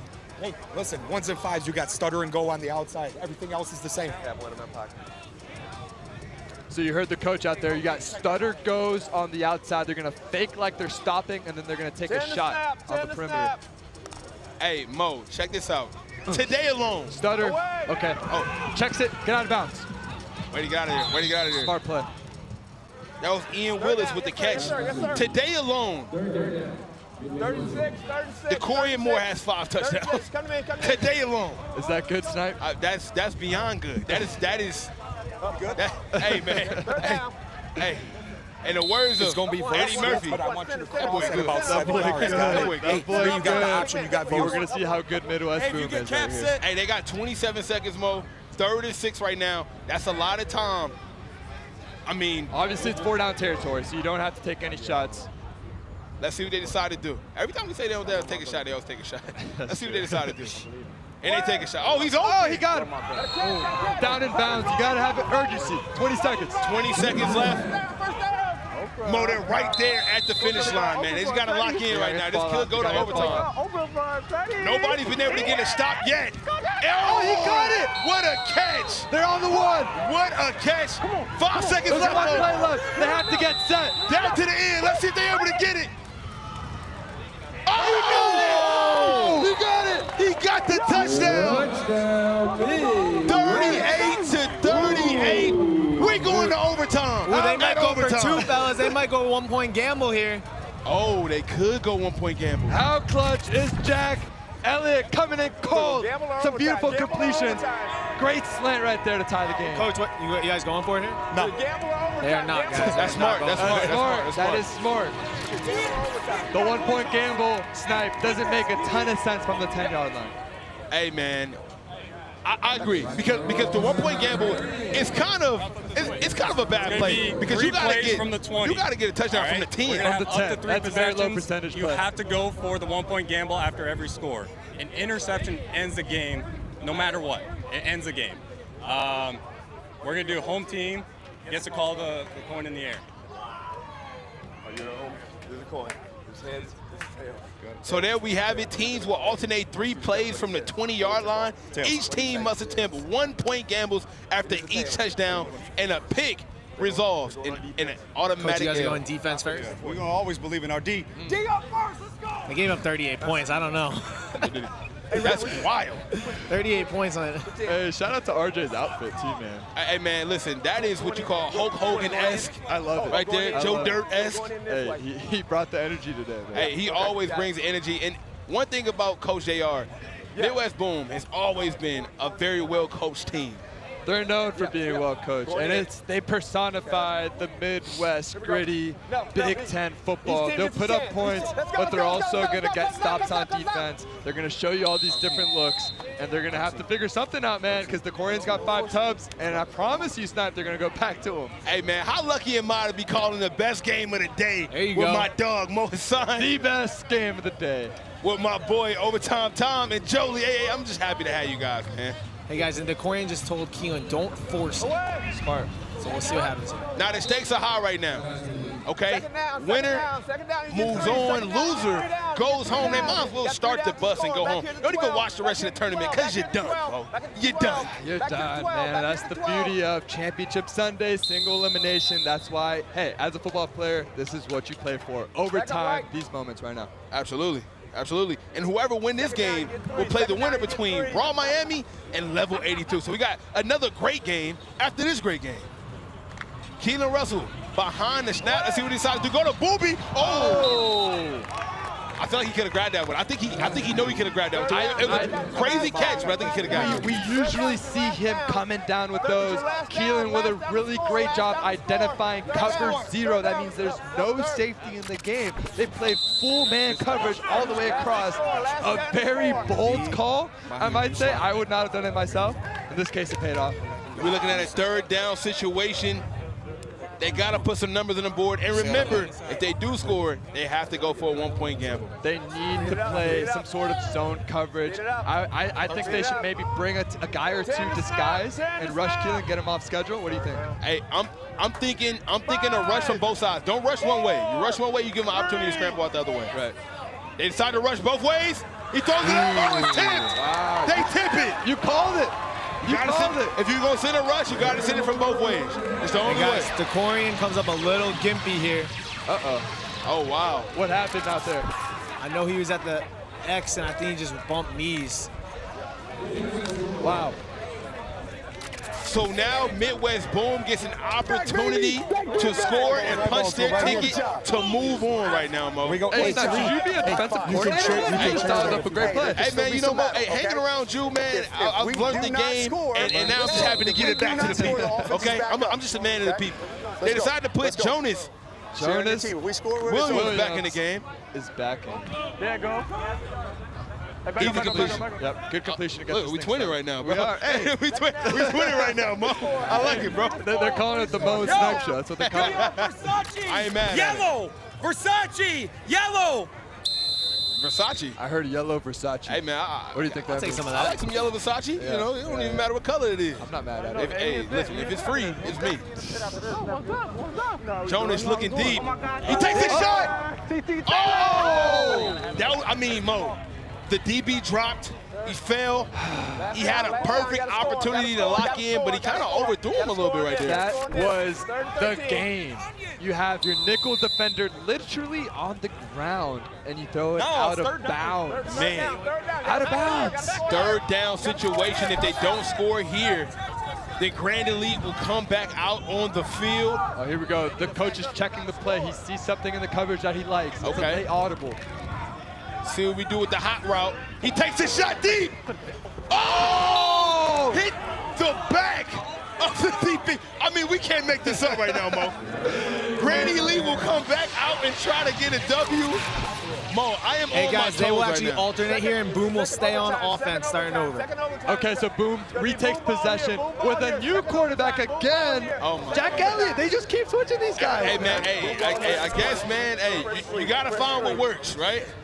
Yeah, I suppose so. Of overtime, that's all. And that last, so they called a wheel route, right, Snipe? And I think he kind of got caught in between throwing it back shoulder and to the back pylon. Sometimes it's like that middle ground. That's why I hit him in the back of the head. I want to see him either commit one way or another. Absolutely. And our own Jolie, she has an amazing view of the game. Jolie, what do you think about this crazy overtime matchup right now? No, I can't. I'm shaking my boots. I'm screaming on the sideline. I'm jumping up and down. I can't. It's oh my God! It's so aggressive down here. I just want to go to the throne and sit. Are you hearing any trash talk down there? What's the vibes right now? What's the energy like? Bring it in. But the vibes are. I feel like it's kind of calm compared to what it should be. Oh my goodness! Hey, listen. Remember, if there's an interception, game over. Game over. So these quarterbacks kind of got to be very conscious of where they put these footballs. Don't try to hit no tight spots or anything like that. Well, and he just did fit in a tight window, so that shows Jack's confidence, his velocity on the ball. Very impressive ball right there. And Mo, I don't know if you noticed, but Decorian Moore is at safety right now. Oh, back shoulder at him! Touchdown! What a route! Incomplete. What? Oh, they caught it off. There's no way. He's not arguing it. The receiver's not. We even have arguing. to review that, guys. Mo, they caught it. And Take it to the booth. Tom is right. The receiver isn't arguing the play at all. Let's see right here. That's a catch. That's a clean that's catch. a catch. That's a catch, right? That is a catch. That's about as clean as I have ever seen, Snipe. Talon, you catch that? You heard of the talent. They talking about my foot was out of bounds.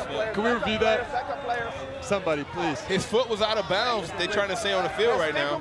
Wow. Oh, incomplete. Third down. And Snipe, did you see that route? It was a wheel, which they had an incomplete on the drive before, and it was a wheel comeback. His so foot they is set it out up. of bounds. It is. In front of the end zone. It's out of bounds.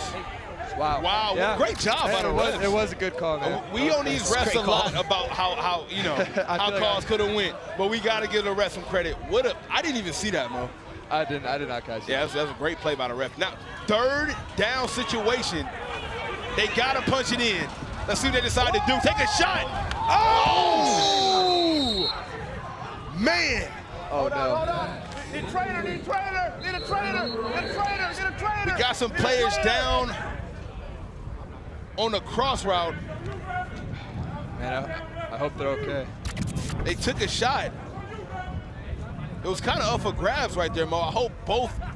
There was just a lot of congestion back there. it's He a lot. closed it up, and they ran into each other. Wow. Let's see. A little shaken up right now in the field. Yeah, you hate to see it in OT7, man. Absolutely. There's no pads, so sometimes it's tough out here when guys are running into each other. Hope he's okay. He gets up on his own. And we got the guys getting up right now. The crowd is cheering them on. The route, pull it down. You don't like the route, pull it down. Now, it's win or go home. Whoever wins this game will be facing the winner between Level 82 and Raw Miami. So it'll be another dynamic matchup. But listen, Mo, Grand Elite is back out here. They have to punch in the ticket. They've been able to do the defensive stand. You can only depend on defense for so long.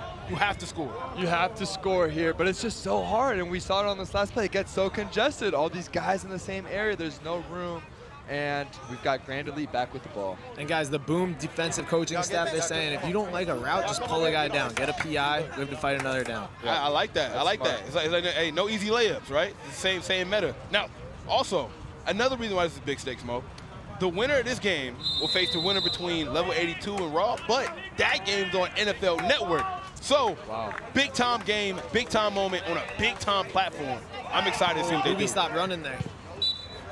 That's a miscommunication right there, I'm thinking, Mo. Yeah, it just looks like there was an error. Either he ran the wrong route or Keelan expected him to go somewhere else. That's kind of the issue. Sometimes when you have option routes, too, with guys you're not used to playing with, they see different things in the coverage, and that happens sometimes, man. Now, you got 3 downs, Mo. My question is the first drive, you want to just take a shot deep or just kind of chip away some yards to kind of make that pass a little bit, you know, a little closer? What's your mindset? Yeah, I mean, there's two camps here, right? There's the, hey, let's take the shot, and I'm not mad at it because you have these weapons. If you didn't, I would say. It's a fake blitz. Oh, that's game! That's game! That is game. Wow! Keelan Russell defense is the truth. Stop sleeping on the rat. Stop sleeping on Boom. Dig that. Coach JR is fired up, and so is this Midwest Hell of a play Boom by the team. defense. Wow. I'm telling you, we're the truth. The WWE interview to end the game on an interception. Man, what a game, Snipe. What a game, an overtime game, a shootout to say the least. And Midwest Boom will move on to play on NFL Network. Wow. These guys are a force to be reckoned with. They're going to play the winner of Raw Miami and Level 82 on NFL Network, national television. These guys want all the smoke. Hey, there's your final 42 Midwest Boom, 38 Grand Elite. Game blouses.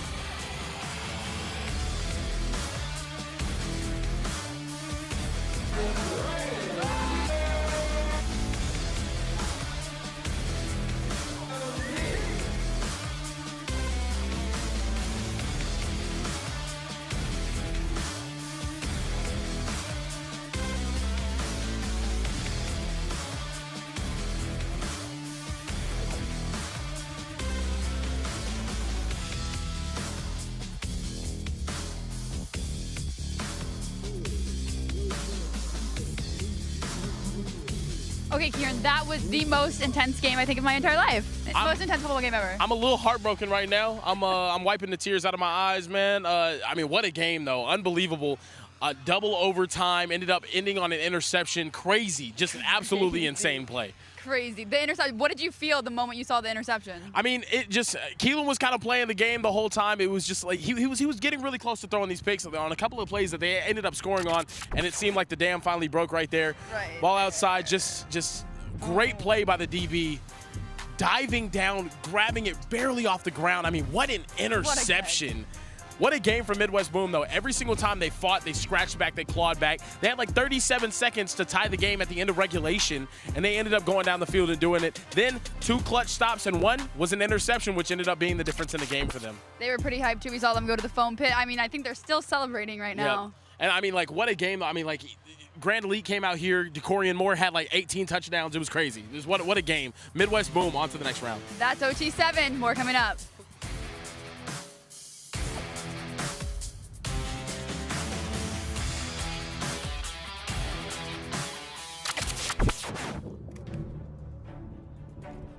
I didn't even mean to throw it. Got to keep your challenge flag somewhere safe, Coach. That's a rookie mistake. Snickers, official chocolate of OT7. Overtime Tom here for a break in the action. A turnover can change the momentum of an entire game. If there's one weak link, the whole team suffers. So remember, vapes can contain toxic chemicals that can damage your lungs and the team. All right, let's go back to OT7.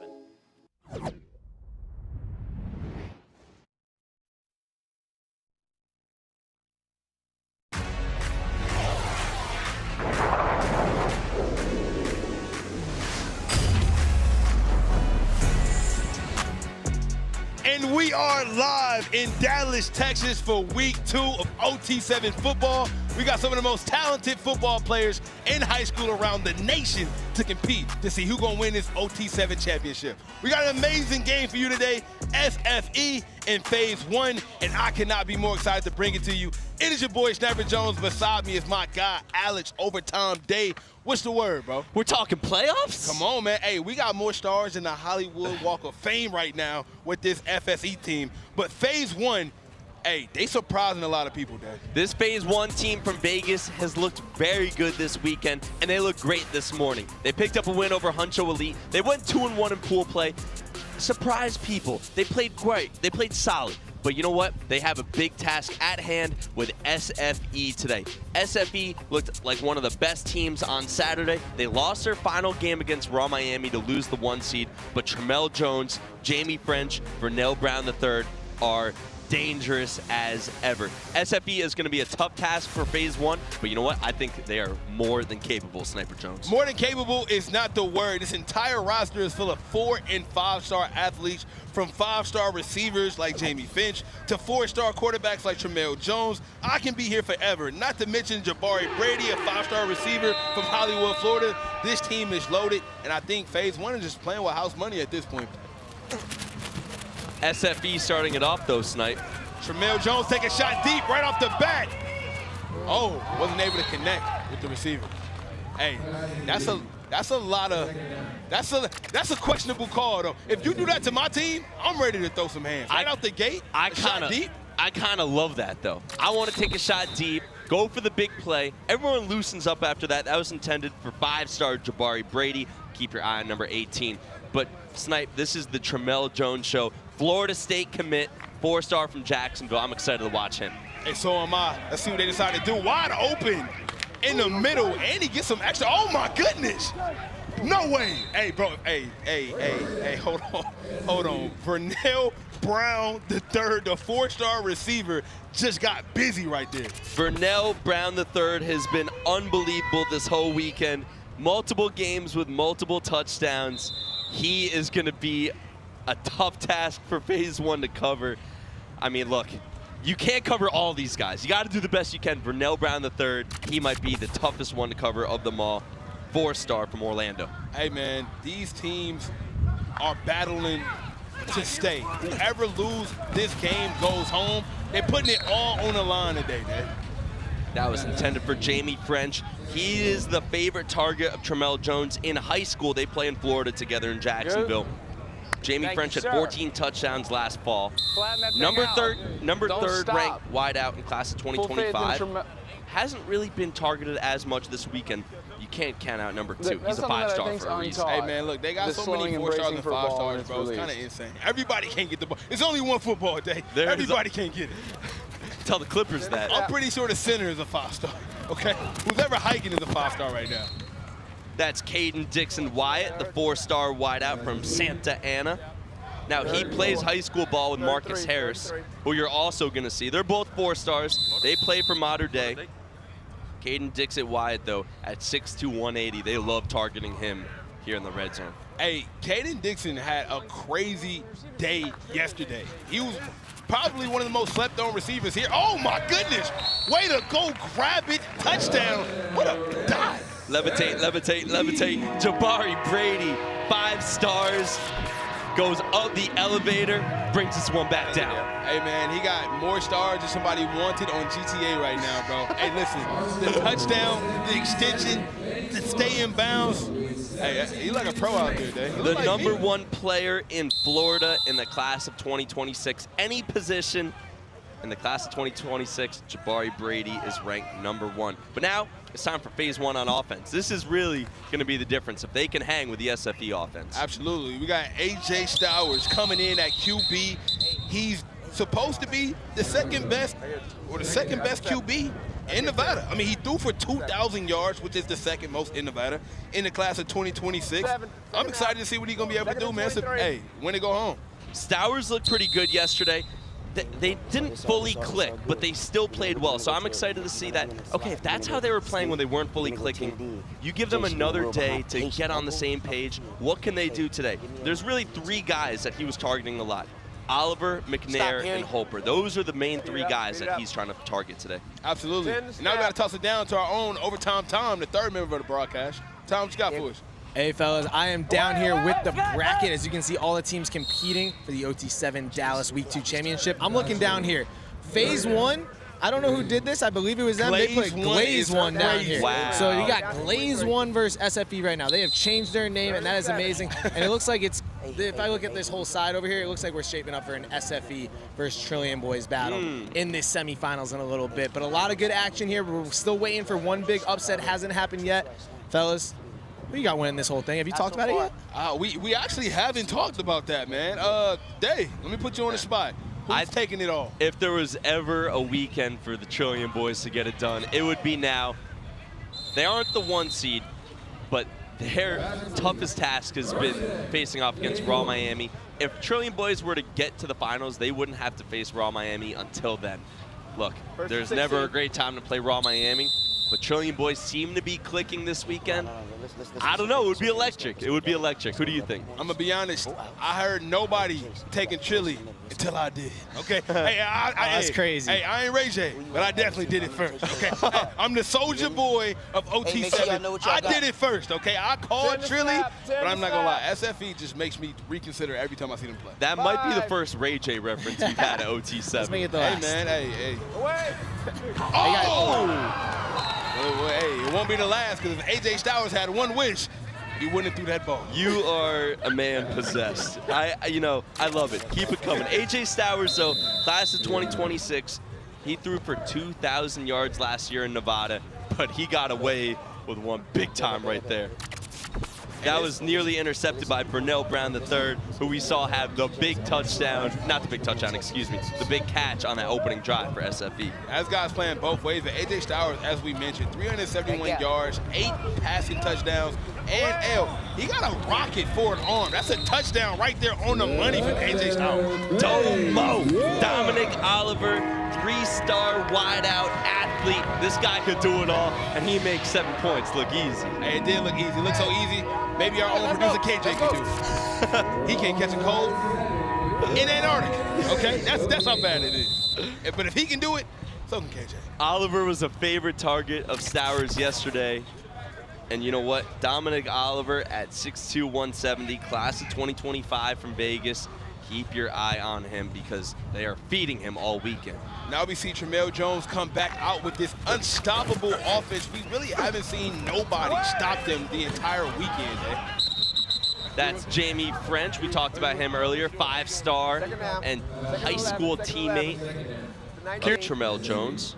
Absolutely. We got a quarterback extraordinaire, Mo Hassan. Mo, what do you think about this matchup right now, man? Man, what's going on? AJ Stowers, this dude has a cannon, underrated team. I didn't think they would beat Huncho this morning, and they did, and they're here. Now it's a tie game with SFE, the team that I think is the best team here this weekend. They're #1 ranked for a reason by On3, which is a very controversial ranking. I think SFE pulls away early. Tramel Jones is just too much, guys. I didn't see him miss very much yesterday. And he did miss that. And he scores right here. Oh my, what a laser, Dave. Vernell Brown III, hit me one time. And you know what? That is the 11th touchdown for Jones this weekend. Not only did he catch the touchdown, he almost got a pick on the other side of the ball. Man, this kid is everywhere like broken glass. He is prime time. That is the 6th touchdown catch this weekend for Vernell Brown III. Jones, Brown, like peanut butter and jelly. Call that reservations for 14, huh? Sheesh, what a large party. All right, AJ Stowers gets a chance to answer. You got to put some numbers on the board because I don't believe they're going to be able to get him out the end zone. You got to be honest. Oh, what a pass. Now, Stowers is a pretty big quarterback, 6'1", 200 pounds. So he got a rocket for an arm. We heard Mo say that. I mean, like, he can really gun it in there.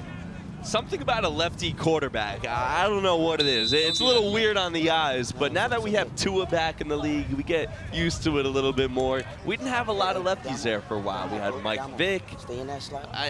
Name another. Was Leftwich left-handed? Byron Leftwich was, but he was, he was around the same time as Mike Vick. He was a good quarterback, though, man. Late 90s or early 2000s. Actually, Leftwich was a little bit earlier. Hey, guys, and a super weird thing here that only we ever noticed, number 21 on defense, that is Vernell Brown. He puts on a different jersey on defense. Hey, man, Clark Kent, he goes to the booth and changes clothes and becomes a different person right now, man. This kid is, hey, it say 4-star on the paper, I'm going to give him a 5. Well, yesterday he was begging for the 5th star. He said, Tom, can you do it? I passed it today. I said, they got him. I'm on it. I was up all night calling on 3, calling 2, 4, 7, and they're working on it. I know a 5-star when I see one. I'm a half-a-star prospect. I know what it's like to see a 5. You're a 5-star announcer, Sniper Jones. Hey, man, hey, I appreciate that. 0-star football player, though. Who does the rankings for the announcers? Who does it? I think it's Tom. Okay. Yeah, I think it's me. Tom. It's 742 who does the thing for the announcer. Takes a shot. Oh, my goodness. What a bullet across the middle. Great hands right there by the receiver. Big play in this game, Snipe. 4th and 9. And phase 1's trying to keep up with SFE. You do not want to turn the ball over here. Nice throw by Stowers. Rolling to his right, throwing across his body, finds his man, but this is a big play in this game as we near the midway point. That was Antonio Span on a reception at Class of 2027. He got looks from UNLV. He's a Nevada kid. Running Rebels. Now we got a 4th and 9 situation. Stowers drops back, looks down the field, takes a shot deep. He got a man, and it's broken up. Oh my goodness, from the cornerback, Jabari. Antoine, the cornerback, the 4-star, and Class of 2025. The LSU commit with just great. Man, we just gonna make a play though. It's all good. We out here for real. We gonna make a play. We gonna get back right. It's all good. Just great positioning, intended for Dominic Oliver, the 3-star who had the touchdown on the first possession. They know that they're going to be targeting Domo a lot. Great positioning there by Jabari Antoine, 4-star LSU commit. Hey, man, that's a great play on the ball right there. He's the number 7 DB in his class. And by the way, he also plays a little QB back home. He threw for 12 touchdowns last fall. Bro, what don't these the SFE kids do everything? Is that PI? No PI. The pressure is squarely on the phase 1 defense right now, though. Their offense couldn't get it done. You don't want to go down 2 scores against SFE. I mean, we're giving them an impossible task, which is somehow, some way, keep this team out of the end zone. We mentioned the receiver corps.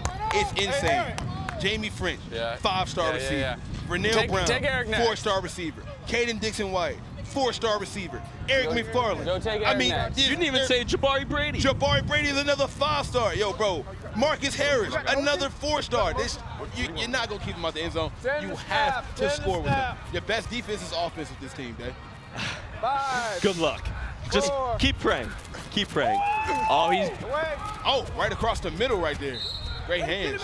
Snipe, that's good for 1st down yardage, but I'm not going to lie. Vernell Brown III had his man on ice skates, and Tramell Jones missed him running up the sideline, but they got away with one there. Nice completion over the middle. New set of downs to Jamie French. But, man, what could have been on that throw? Hey, man, Tramell said, yo, you got the ball enough, okay? Let me feed the rest of the guys so I can keep them honest, because if they just out here getting cardio, not getting no receptions, it's not going to be the same in these huddles. You can't have the Tony Snell stat line. Come on, man. You can't have people side-eyeing you in the huddle. That's 4 seconds, a little too long. I'm not mad at him taking a sack there. If you don't have anything, don't push it. You don't want to put the team in a disadvantage and give this phase 1 team some life. 14-7, SFE with the lead and the ball, the chance to punch in the ticket and make this 21-7. Look, Vernell Brown III has to be the guy that you're targeting trust here. Me, it's a We're going to see him lined up to the right. 130 yards receiving, 5 receiving touchdowns. You can't live out here, so. That was yesterday. We've already seen him catch 1 today. I mean, look, number 3 is in the slot right now to the right. Keep your eye on him. He's looking for him. Throwing up top. A little too high for Jamie French, though. A little too high. You're almost able to grab that when his vertical might need to be measured. It looked like a 38-inch vert right there, man. I can't believe he was remotely close to that. Yeah, I wouldn't have been nowhere near that at all. I mean, just a freak athlete. Now we're looking at 3rd and goal situation. once again, we got to get his phase one team some credit. I mean, they're playing good defense, especially for a team this loaded. If they can get 2 more stops, now we're talking about them having the ball back with a chance to win or take the lead if they decide to use a money ball. Big 2 plays here in this game. That's Brown in the slot to the right, number 3. Caden. He got a man. Oh, he's out of bounds. Stop. Unable to keep it in bounds right there. That was Caden Dixon-Wyatt trying to do a little ballet in the back of the end zone. I don't think he got one in though, Snipe. Yeah, it was a rocket. He was able to get that in there, but unfortunately, he wasn't able to stay in bounds. But hey, you live to fight another day, another down, 4th down, and this one is for all of Marbles Day. We got to explain to the people at home watching, this is win or go home. There's no more second chances in bracket play. Whoever wins this game will move on and play and continue to thrive to see who's going to win the OT7 championship. SFE had a short field after the turnover, but have only mustered about 10 yards. Big play in this game. Let's see what they decide to do in a 4th and goal situation. They go right back to him. Same play, different result. He's in bounds, and that is a touchdown. KDW. Show me that. Just a man possessed. Look, when you're in the red zone, when you need a touchdown, find your biggest body. 6'2", 180, high points the ball, Selly for 7. Hey, this kid got looks from Ohio State, Alabama, Arizona, Cal, just to name a few. If you didn't know, he's like that. He plays for Mater Dei, one of the most prestigious football schools in the country. And Sniper, we have the money drive right now for phase 1. They're behind the 8 ball, 10 points for a touchdown. But if SFE stops them, 4 points turnover on down, 6 points for a pick. And if they decide to take that pick to the house, that's a pick 10. Is that a bonnet on the quarterback? That is, and we have a new. Oh! That was a great ball. Oh my goodness, he almost brung that in. That's Jerry Meyer, the 3rd, class of 2027. Now, he just transferred to a school in Texas. He's from Vegas though, 6 feet tall, 170. That's a pretty big QB for class of 2027. Nah, it is. Not to mention, what do you think about the QB change, right? Because you had AJ Styles in the whole game, and the moment you decided to go for a money drive, you put in a quarterback who hasn't passed the ball. Look, I'm not gonna lie. Come on, man. I don't love it. I was a baseball player. I always hated pinch hitting. That's kind of what this feels like right now. You don't want to go in cold turkey. You're gonna throw him in 4 minutes left in this game.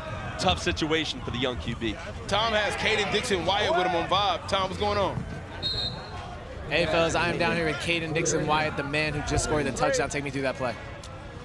So, first one, I didn't even drop. I was out of bounds. So then I was like, let's try it again. I seen a quarter. He was playing outside leverage. So then I went outside, then stuck him, came open. Bad job by them trying to cover you. I mean, yeah, really bad job. I don't know what was going on right there. How you feeling about the weekend so far? Obviously, yesterday you guys went 2-1. I just want to get that win back. How are you feeling though? I mean, I'm feeling good. I mean, our team being real confident right now. So if we keep this up, we're not losing. There's one team that you guys are not worried about, but maybe can compete with you. Who is it? None. I ain't worried about none. All right, man. Caden Dixon-Wyatt, appreciate you, man. I want this man to get a 5th star as well. Back to you guys. Hey, man, we got to toss it to Mo, because I got to hear Mo's just professional aspect on this. What do you think about them changing up to a completely different quarterback for the most important drive of the game? Well, first of all, I'm trying to figure out what he has on his head. I'm like 10 yards away from him. I think it's a bonnet. It's an interesting move. But no, like you said, bringing in a young quarterback on a money drive playing against the #1 team in the country, bold move. We'll see if it pays off. We see the arm strength early on. They bring pressure. Now it's 4th and 20, so not ideal circumstances. Definitely bold strategy. We'll see if it pays off. We had a 4th and long situation right here. Jerry Meyer, the 3rd, drops back. They send a blitz at him. He throws a bomb. He has a man. That's a PI. Has to be. That is a PI. And if you ask me, smart PI, because they don't get the touchdown. They just get better field position and a new drive, so it burns more clock. That's actually a good, smart pass interference if you ask me. Smart PI, he was beat like a drum on this coverage. But you know what? They live to see another day right here. New set of downs on the money drive. You know what though, Snipe?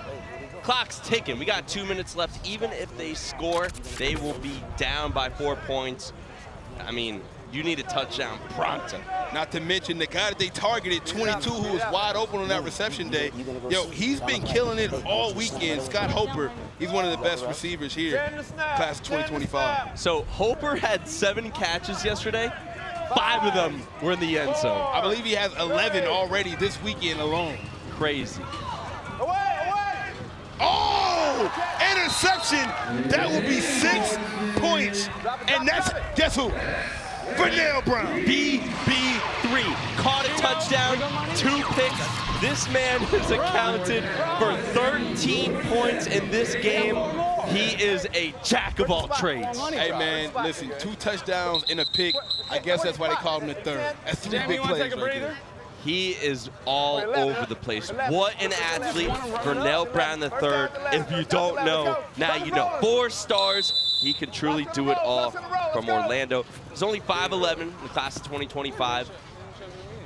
He might be the most impressive guy that we've seen this weekend. Without a doubt, this kid is a bona fide star. We got a star in the making right now, man. Even when we're hot. And now they can just kind of just punch on. And I gotta ask you, do you think the reason why he switches his number from jersey number 3 on offense and 21 on defense is to give us a little prime time action? Does he think he's Deion Sanders? And we gotta ask him, Tom, I don't know where you are, but if you get a chance to talk to Vernell, because he doesn't get out the game, I want to ask him. I wanted to ask on overtime, Tom, if you get a chance to talk to Vernell, ask him, does he change his jersey number 21 to summon his Deion Sanders skills? Ooh, I will ask him. He's so hard to catch. Guy does not come off the field. Moving. You might have to get him on the line of scrimmage, man. I need to know, because I think that's why he changed his jersey number. It's the only thing that makes sense. He didn't even do anything that play. I could ask him that. And that will do it, 27-7 SFE with the old school back alley beatdown against Phase 1. Look, Phase 1 had a very impressive weekend, but when you look at both these rosters, it was going to be a lot for Phase 1, the team out of Vegas, to handle. Impressive win by SFE. Don't go anywhere. More OT7 coming up right after this. Win and go home for the OT7 championship.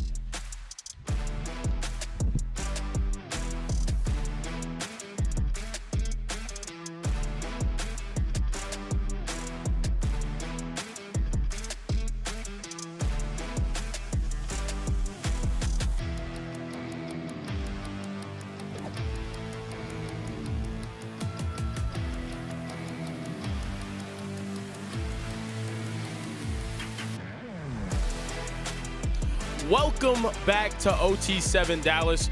I'm here with Jolie. Jolie, I mean, we just witnessed another dominant performance from SFE. They won the championship the first year. Last year, we didn't really see too many good performances from them with one of the most talented teams that they had. But right now, they look to be a machine. The only team taking them down was Raw Miami yesterday. And this South Florida rivalry is about to get really heated up later on in this tournament. What do you think?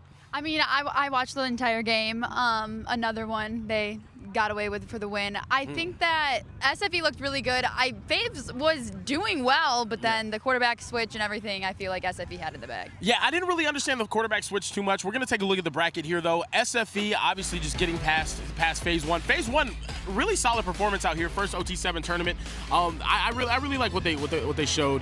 But now we have SFE. They're going to be facing off with the winner of our next game, Trillion Boys facing off against Fast Houston. And like I said, Jolie, you've been hyping up Trillion Boys. I've been hyping up Trillion Boys this entire time. Ryan Rakowski, he's one of my favorite quarterbacks out here. His ball placement is incredible. He has been putting the ball only where his guys can catch it. What do you think about my take? Are you riding? Are you on the Trilly squad? Is it really Trilly, Jolie? I mean, it's really Trilly just because I did interview Ryan yesterday and Josh, so now I have to support them just because of the interviews. But I do think what you're saying about Ryan, good balls. I think he's gonna be able to get the win today. Are you the type to just root for anyone that you're interviewing? Bandwagon. Yeah, you might be an extreme bandwagon. As a bandwagoner myself, I think you might be a bit of a bandwagoner. Hey, but for sure. you should be happy because I'm agreeing with you technically. That's true. I am agreeing with you. That's true. I am interested to see this game though too. Fast Houston, they're on the other side with Trilly. Can they end up figuring these things out? We'll see. We'll see what happens. We will see what happens. We'll see what happens right after this. Don't go anywhere. More OT7 is on the way.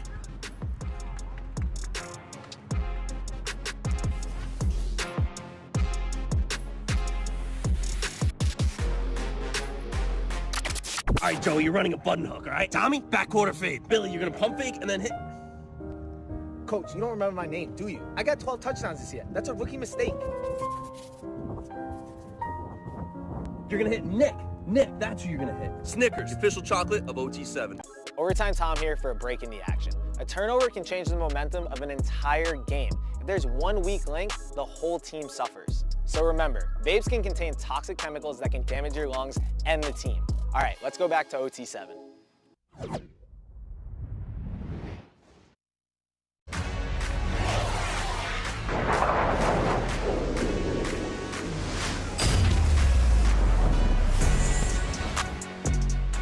And we are live in Dallas, Texas for week 2 of OT7 football. And this one is for the money. The OT7 championship is on the line, and I got an amazing game ahead of you guys. We got Fast Houston going head-to-head against the Trillion Boys, some of the best high school talent from around the country. It is your boy, Sniper Jones. Alongside me is my guy, Overtime Alex Day. What's the word, man? Dude, I love the playoffs. I love the playoffs. And it doesn't matter what sport, but OT7 playoffs might be the best. It's something about Sunday mixed with football that always gets me going, but we can't talk about this game without talking about Fast Houston. Fast Houston is stacked with 4 and 5 stars. They have a 2 QB system. Carson Boyd and the young Furion and Ferreira have both looked solid this weekend. They have a stable of wide receivers who can get it done. Taz Williams, a 4-star. He's been going off all weekend. This guy has 54 offers. You're going to see why. But on the other side, though, the Trillion Boys can match anything that Fast Houston is offering. If there was one weekend for the Trillion Boys to get it done, it would be this weekend. They have been clicking all weekend. They've looked great. They went 2-0-1. If they go all the way, they could hypothetically face Raw Miami, but they need to beat this Fast Houston team first. Absolutely. A lot of people, including me, you, our own Care Bear Kieran, a lot of people are expecting the Trillion Boys team to make some noise. And if they don't win, at least go to the finals, at least go to the championship. And if they do, it's going to be because of that receiver right there. Look, we'll talk about him in 1 second because Madden Williams has been unbelievable. But I am so impressed with their QB, Ryan Rakowski. We got a flag there. Ryan Rakowski, class of 2027 from Palos Verdes Peninsula. Oh, say that again? Yeah, Palos Verdes. I like that. I like that. He Go ahead, is bro. one of the young rising stars in Southern California. And yes, Trillion Boys have some great receivers. If you have great big men, Sniper, you got to have a good guard to get it to. And Ryan Rakowski distributes the ball as well as any QB here. You see what he did yesterday, 400 yards, 9 passing touchdowns. But look, really, it's a 2-man show with their wide receivers, number 6 and number 7. Jonas Smith and Madden Williams, 2 4-stars out of the class of 2026. These guys have been going absolutely crazy this entire weekend. I mean, even last weekend, they're here to stay, but you got it. You're right. I mean, Ryan Rakowski has been giving these guys the ball on time, on point the entire weekend. What a duo. What a duo. Number 2, grab them too. Both of your grabs, you got 10 out. Outside, go outside. Smash. Doesn't matter. Yeah. Hitch corner. If they roll. I think we heard the play call. I know how to stop this. What you want to do with now? I'm curious to see what we get here. Rakowski takes the snap, looks downfield, look like he got a man, and he does. Touchdown, just like that. Jonah Smith, UCLA Bruin, Ryan Rakowski, always on time. Hey, man. What a throw. I mean, in between the zone coverage, a laser to a wide open Jonas Smith. I don't know if any receivers get as open as Madden Williams and Jonas Smith. At least 40 to 50% of their touchdowns are wide open. They're the best route runners here. Rakowski had to let that play develop a little bit, but you know what? That is a great timing throw, waiting for his man to find that window, and Jonas Smith is just, I mean, you can't cover him. You really can't. Jonas Smith, 114 yards and 4 touchdowns yesterday. He's up to 350 yards and now 9 touchdowns at OT7 this year. And now we got Fast Houston coming out to make their debut.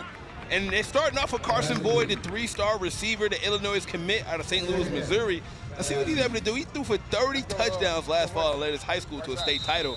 Let's see if he can get him past this stacked Trillion Boys team. Carson Boyd, the Illinois commit, he's been slinging it. And you know what?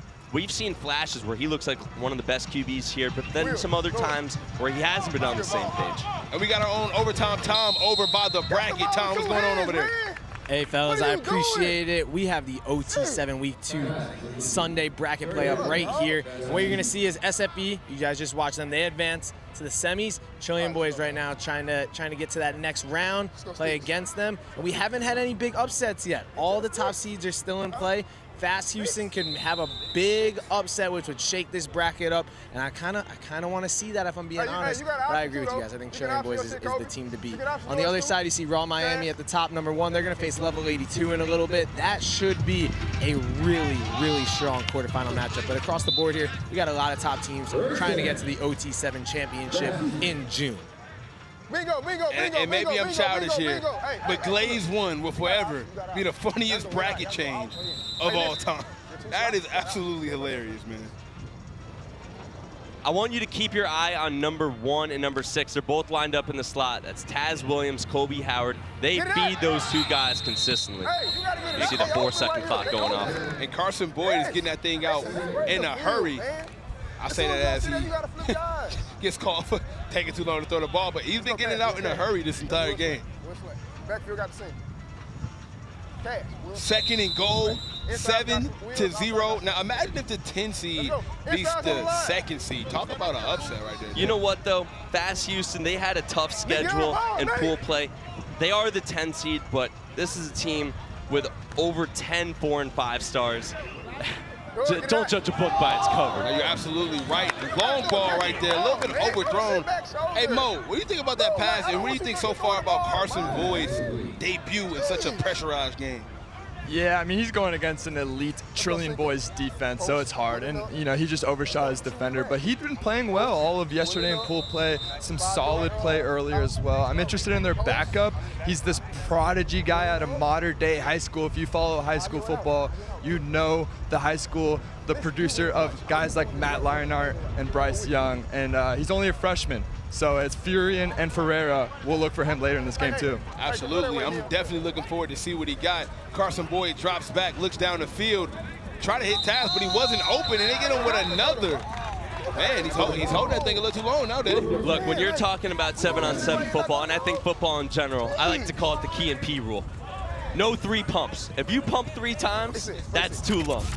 You only get 1 pump, maybe 2. You got to get rid of that thing. Absolutely. I love that rule. I'm taking that and I'm using that. The Key and P rule. You only get 2 pumps maximum. Okay. Hey, there's a joke to be made there, but this is television, Cypher Jones. Absolutely. Hey, look, we get 4th and goal in a win-or-go-home situation. Play in the end zone. They have to go. It's 4th down. They have to go to the end zone. Fast Houston is no more first downs. They have to score here.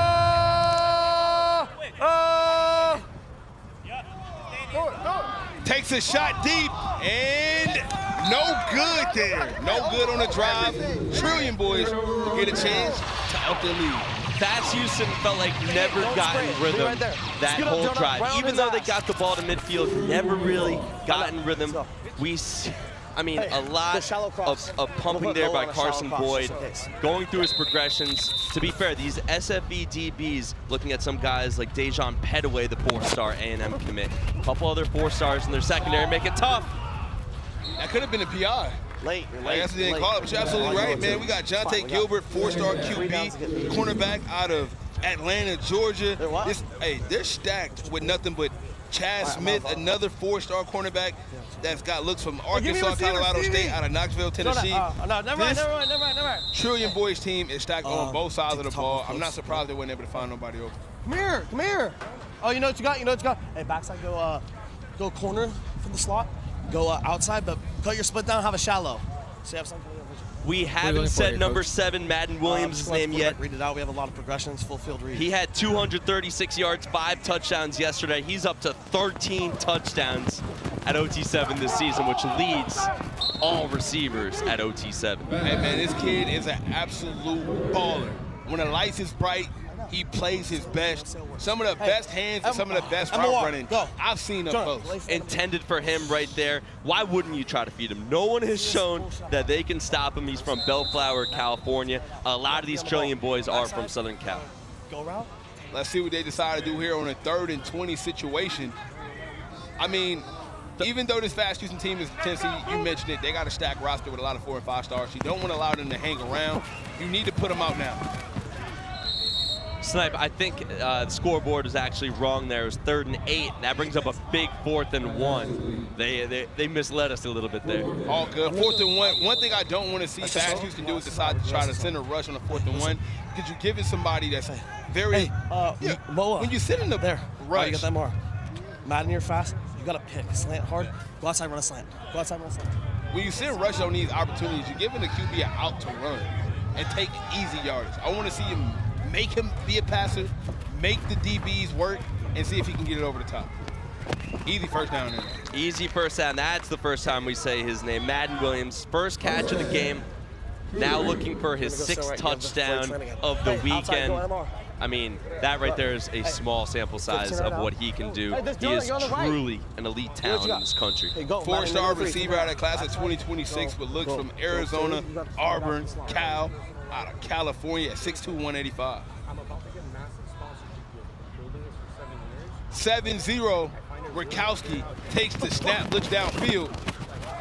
Got Jonah wide open across the middle. Jonah Smith, those guys are just really the most dynamic wide receiver tandem that we have here at 7-on-7 football. 4-star UCLA commit. It's really just 6 and 7. Hey man, like, do you even need to look anywhere else between them guys? I mean, I know they get a lot of the targets, but it's kind of like low pro. Until you stop it, no you don't. If it ain't broke, don't fix it. Why even try? Trust what's been Why working. even try? We'll see where they decide to go here. Madden Williams in the slot to the right. I think they're going to go to, oh, he had Jonah. He had Jonah on a nice little post route right there. That's Jacaden Ferguson with the catch, but especially in the red zone, number 6, number 7. Keep your eye on them. Ryan Rakowski just looks so calm in the pocket, so poised. He looks athletic in the pocket. He's standing up tall. His feet are moving, but it doesn't look frantic. For such a young QB, class of 2027, he passes the eye test. Absolutely. And someone who would definitely know the eye test. Mo, what are your thoughts on Ryan Rakowski, what he's been able to do this weekend? Throws it up. Madden Williams with another touchdown. This guy is unstoppable. 14th OT7 touchdown for Madden Williams. 14th point today for the Trillion boys. And Mo, I got to get your expertise. What are your thoughts on Ryan Rakowski's weekend? I think we lost Mo there. I'll go find him. Mo. Yo, Mo. I got the siren behind me. I didn't hear a single thing. We just want to know how great Ryan Rakowski is. Ryan Rakowski is bowling. He's the next dude in Southern California. He is young. He is sharp. He has experience. He's got probably the 2 best receivers here or amongst them, and he knows his personnel. He goes to them in pressure situations. He's better than you were as a freshman. Hey, bingo, bingo. No shot. No shot. Okay. No shot. All right, fair enough. Fair enough. What a catch by Fast Houston. I mean, what a bullet. He went up and grabbed that. That was Randy Moss-esque. Amari Winston, Texas commit, 4-star tight end. Look, if you have a tight end that can get off the ground like that, that's a guy that you want on your team. There's a reason he's going to Texas. They go right back to him, but unfortunately wasn't able to connect. That is a great grab from a tight end, bro. Look, 6'2", 235. I want to know what his vertical is. Hey, man. Tom, can you ask him what his vertical is when you get a chance? A little investigative journalism. Oh, he's coming off the field right now. Tom has maybe the best receiver left in this OT7 bracket play. Madden Williams. Tom, what do you got to say down there, man?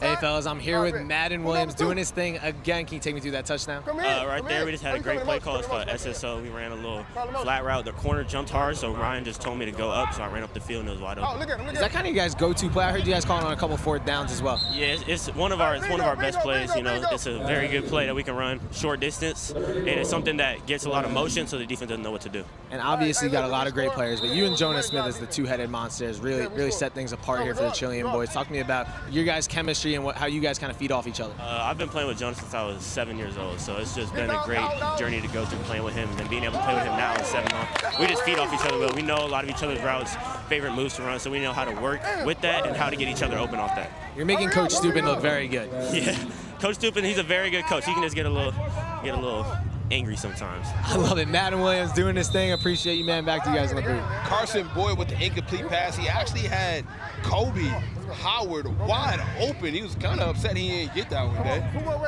You're right. He was intended for Taz Williams, who has been arguably their best receiver this weekend. Taz doesn't have a catch, though, today. He had 2 big catches and 100 yards yesterday, and then flexed on him with a Shador celebration. Hey, man, they got some of these 5-star DBs and some of these 5-star. Oh, no! He decided to take a knee. He could have took that back. He could have made that a pick 7. But I just want to throw it into the air. Sniper, once again, he had Kobe Howard open on the right side. Look at number 6 there. 6 had separation, and he was sniffing the end zone. That was intended over the middle. Just kind of stared him down the whole way, though. Hey, man, I guess that's what happens when you have such a dynamic receiver. You kind of spot focus him. It's tough. Mo, I know you play with a lot of good receivers. How tough is it when you know you got a guy who can make tough plays? Do you focus him, or do you look like, how do you even make that decision at quarterback? Well, it's a good happy medium because you do want to target them in the right situations if you get man coverage, but if it's zone and they're bracketing someone, that's when you need to go to someone else. That's where the football IQ comes into play with understanding what they're giving you. That was Lee Foymano, the 3-star linebacker with the pick.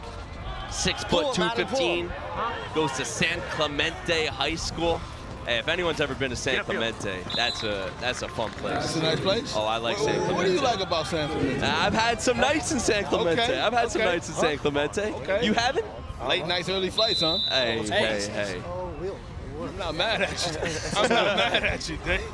14-0 Trillion boys with a chance to put the game out of reach. Some way say it's out of reach right now, but I'm not going to put that stamp on it. You know, I still think it's a chance. Money ball's still there. Make sure you Still sprint, got money Madden. drives available. Anything can happen here at OT7. 14-0. If I'm Fast Houston, I'm trying to jump some of these routes. If I give up a touchdown, that's fine, but I'm going for the pick. I need to try to take one of these to the crib and flip the field ASAP. No, absolutely. I'm curious to see what Trillion decides to do. Are they going to kill some clock, or are they just going to punch it in? And at this point, just add insult to him. Don't look now. Sneaky big play. 4th and 2. We saw it last time they were 4th and short here in midfield. They found number 7. Madden Williams over the middle. Let's see if they go back to him on the slant. He's lined up in the slot right now. Oh, man. Did pretty much the same thing, but with Jonah Smith. Hey, now, the winner of this game plays on YouTube at 1 o'clock against SFE. So that is going to be an amazing game. Yo, we got so many games. I mean, think about the last game with Randy Lee. I mean, it went to like 4 overtime. It was a great game, and I feel like we're going to have so much more of that today. That is a championship level matchup that we will have early in this bracket. I can't wait for that one. Option right at the mic. You're going to be wide open. Push out at like 6, Jonah. Stupid is guaranteeing somebody's going to be wide open. He's guaranteeing Jonah's going to be wide open. Let's see if he knows his football. Let's see if Jonah's open. A little offside there. I guess not. I guess not. Flag on the play. Let it be open for Jonah. And typically when you put a dynamic receiver like that in the backfield, it means you're going to target him because you want a mismatch on a middle linebacker. Usually Jonah is out wide with their best corner, but now he's matched up with a Mike, so that's a matchup to keep an eye on right here. Hey, I'm excited to see that. I didn't know that was the play call. Let's see. He's not wide open at all. Hey, Sniper, how many pumps was that there? That was 3 pumps. That's one too many. That's one too many. 3-pump rule is in full effect. The Alex Day rule is in full effect. So 1 pump, 2-pump minimum. Look, the fact that it's now being called the Alex Day rule instead of the Key and P rule, I'll take that any day of the week. Hey man, look, they might have came up with the rule, but you gave it some light. Okay? Thank you. Hey, you know, come on. No, Jonah, you're on the basic. Hey, you're a big 2-pump guy? Moa, you're on the shallow. Mo, be careful. Don't poke the bear, Mo. Don't poke the bear, Mo. I'm thinking dig. If you want to drop the gloves, I'll drop the gloves, Mo Hassan. Overtime, Mo. This is your rule, not mine. Oh my gosh. 2-pump minimum guy. Oh, we got it wide. Oh! Interception. I thought that was going to go right into the hands of Madden Williams, but the pick came out of nowhere, Dave. Nigel Pringle with an athletic play coming back. You can very clearly see what Rakowski was looking at here. Madden Williams had some space on his defender, but Nigel Pringle leaves his man, comes back, goes up and snatches that one. Hey, man, he has looks from Arizona State, Washington State, out of the Houston, Texas area. He goes to a powerhouse North Shore, and he's 6'2", 175 with a crazy snag. And now we see them giving a little bit of life. They're going for a money drop here. If they were to score, that'll be 10 points a day. At this point, I think it's all about how quick they score. Tom is not on their side. Hear me out. Hear me out. If they use their money drive on defense there, he's open. And he overthrew him. He's wide open. Hear me out. Trillion Boys are up 14. If Fast Houston used their money drive on defense there, because now you can use your money drive on defense. If you don't know, now you know. That would have been 6 points. Okay? Then they would have gotten the ball back, down 14-6. And now all of a sudden, it's a one-possession game because a touchdown and the 1 point gamble, that's 8 points. Yep. Dave, there's one issue with your theory. What? Oh, that has to be on the 10-yard line. It has to be on the 10-yard. We need to change that. We need to change that. we already got one Alex Day rule. Truck. We can't have a lot of them, If you hear me, we got to change that. And I think Stupid-ass rule. We have our own overtime Tom right now with the vibe. Tom, what's going on, man? I'm with Coach Stupin. Why you look so angry, bro? I'm unfinished business. I don't want to be out here for nothing, you know? Man, that's some Kobe shit. Mama mentality. How you feel about the team right now? We got a little lazy right there on offense. These allergies in Dallas are kicking in. I'm sorry, but no, yeah, we just got to keep doing what we're good at. You know what I'm saying? And, don't get bored with excellence. You know what I'm saying? Because the greats, they don't, you know, they don't take their foot off the gas. That was very beautiful, Coach. Now you're looking like you're gonna have a matchup with SFE in the next round. Are you scared? Oh, I'm so excited. You know what I'm saying? This is what we come out to OT7 for. We could go play in the backyard, but put it on a platform like this, regionally, two dominant teams clash on the national stage. Let's do it. Awesome. And then we have one more question for you. We hear that you're a college student. What's the GPA? What classes are you taking? What's your major? GPA, you know, has been solid my whole life. 4.3 out of high school, you know, second semester. College. You know, I'm hanging on by a thread, but that's all you need to graduate, so let's do it. Do you have a major? Sports management. Would you like to work at overtime one day? Sure, you know, sign me up. Back to you guys in the booth. We don't want them. No, that's out of pocket. Hey, Coach Stupin, there's always some room for you, my guy. You can probably take Tom's job. A man of many cliches, Coach Stupin. That was unbelievable. He has two speeds. Yo, cursing his head off or cliches. Those are his two speeds. I think the wind might have took that one, Day.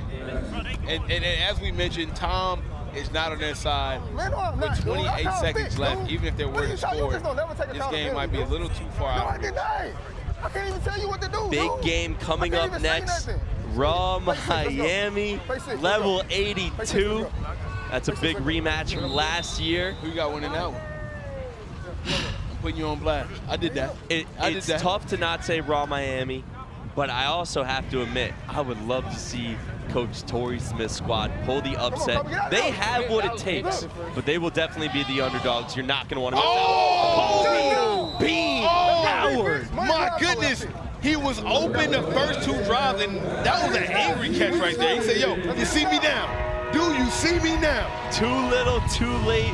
What a play by Kobe Howard. Back shoulder, look ma, one hand. Oh my goodness. I don't even know if he was in bounds. I don't care. Whatever. Now, I don't care. He's in. If you can make that play, you're in. Okay? Now, with the new rule, you have to throw the ball past the line of scrimmage. You can't just take a sack. Let's see what they decide to do here. Because a pick can be returned back to the house, and that would be crazy. That would be a catastrophe for the Trillion Boys. We see a beautiful look of our field they called it no Dallas. catch. They called the catch off. Yeah, it's against the rules now. It stops the clock. You do think it's like 12, it stops the clock. I believe they called the catch off, so the score would be 14-0. Incomplete. That was third. He didn't catch the ball? That's not a touchdown? No. He was out of bounds. So Fast Houston will come back out on offense to complete their drive. Third and go. So fourth and go. Honestly, right call. I mean, it was. I would have definitely liked it to be a touchdown because that catch was insane. You gotta let him get away with something. I mean, come on now. Give him the touchdown. Third and long here. from the 16-yard line. You want to start again at 1:30? I'm going back to him. It's also crazy to me that Taz Williams, the 4-star, does not have a catch in this game. He was the main target on Saturday, number 1. See him in the slot there. I think we're forgetting the biggest mistake here, man. The biggest mistake is Nate Roberts, the tight end, committed to Oat State live. Almost just an hour before the game. The 4-star, I don't think he touched the ball one time. No, I don't think so either. Last play of the game probably here. 4th and goal.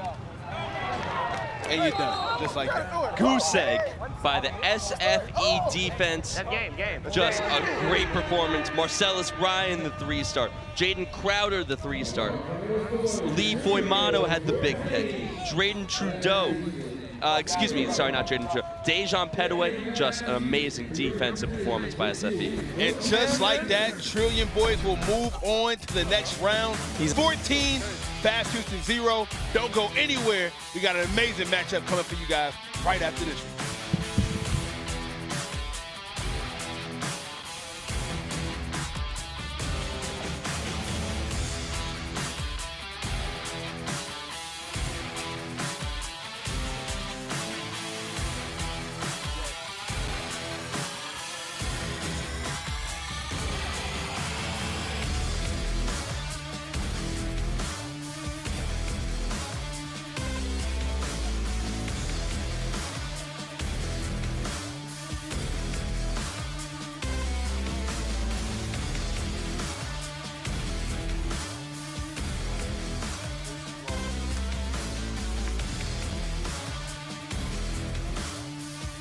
Hey everyone, we got some great football going on. I'm Overtime Tom, joined by Mo Hassan as these two teams warm up. We're hanging on the subway throne and I am starving. How are you doing, Mo? I'm hungry as well, Tom. There's some good quesadillas here. We're in Texas. Great football, great food. What more could you want? Not that much, honestly, because we've been having a great time. We just watched the Trillion Boys. They didn't look perfect, but they hung on for the win. They're advancing to the semis now to face off against SFE. How are you feeling about Trillion? Yeah, they played just good enough to win, but in order to beat a team like SFE, I think Ryan Rakowski needs to be a little bit more consistent. We know the ball jumps out of his hand. We know that he's the quarterback that's next up in the Southern California area already with Ole Miss and SMU offers. I saw that interception late at the end. The corner trailed. That's just something that a young quarterback needs to fix, especially if you're going to beat a team as good as SFE. Of course, and just in a couple of minutes, we are going to watch the Trillion Boys father play, Raw Miami. They will be facing off against Level 82, the number 1 seed here on Sunday bracket play at OT7 Dallas, as you're checking out the quarterfinals right here. Raw Miami against the number 8 Level 82. You're not going to find a better 8 seed than Level 82. These two teams faced off yesterday. What are you looking forward to in this game? Yeah, Level 82 is better than their record showed. They had a really tough pool play schedule yesterday. They went 1-2, but as we saw earlier today, they're capable of making a run. They're not a typical 8 seed. I think this is a really sneaky good matchup, and we know about Raw, right? They've got Ty Hawkins. They have all the weapons out wide, so I'm excited to see those guys ball. It should be a great game. These two teams faced off yesterday. We got them coming up in just a second from Overtime Tom and Mo Hassan. Stay tuned.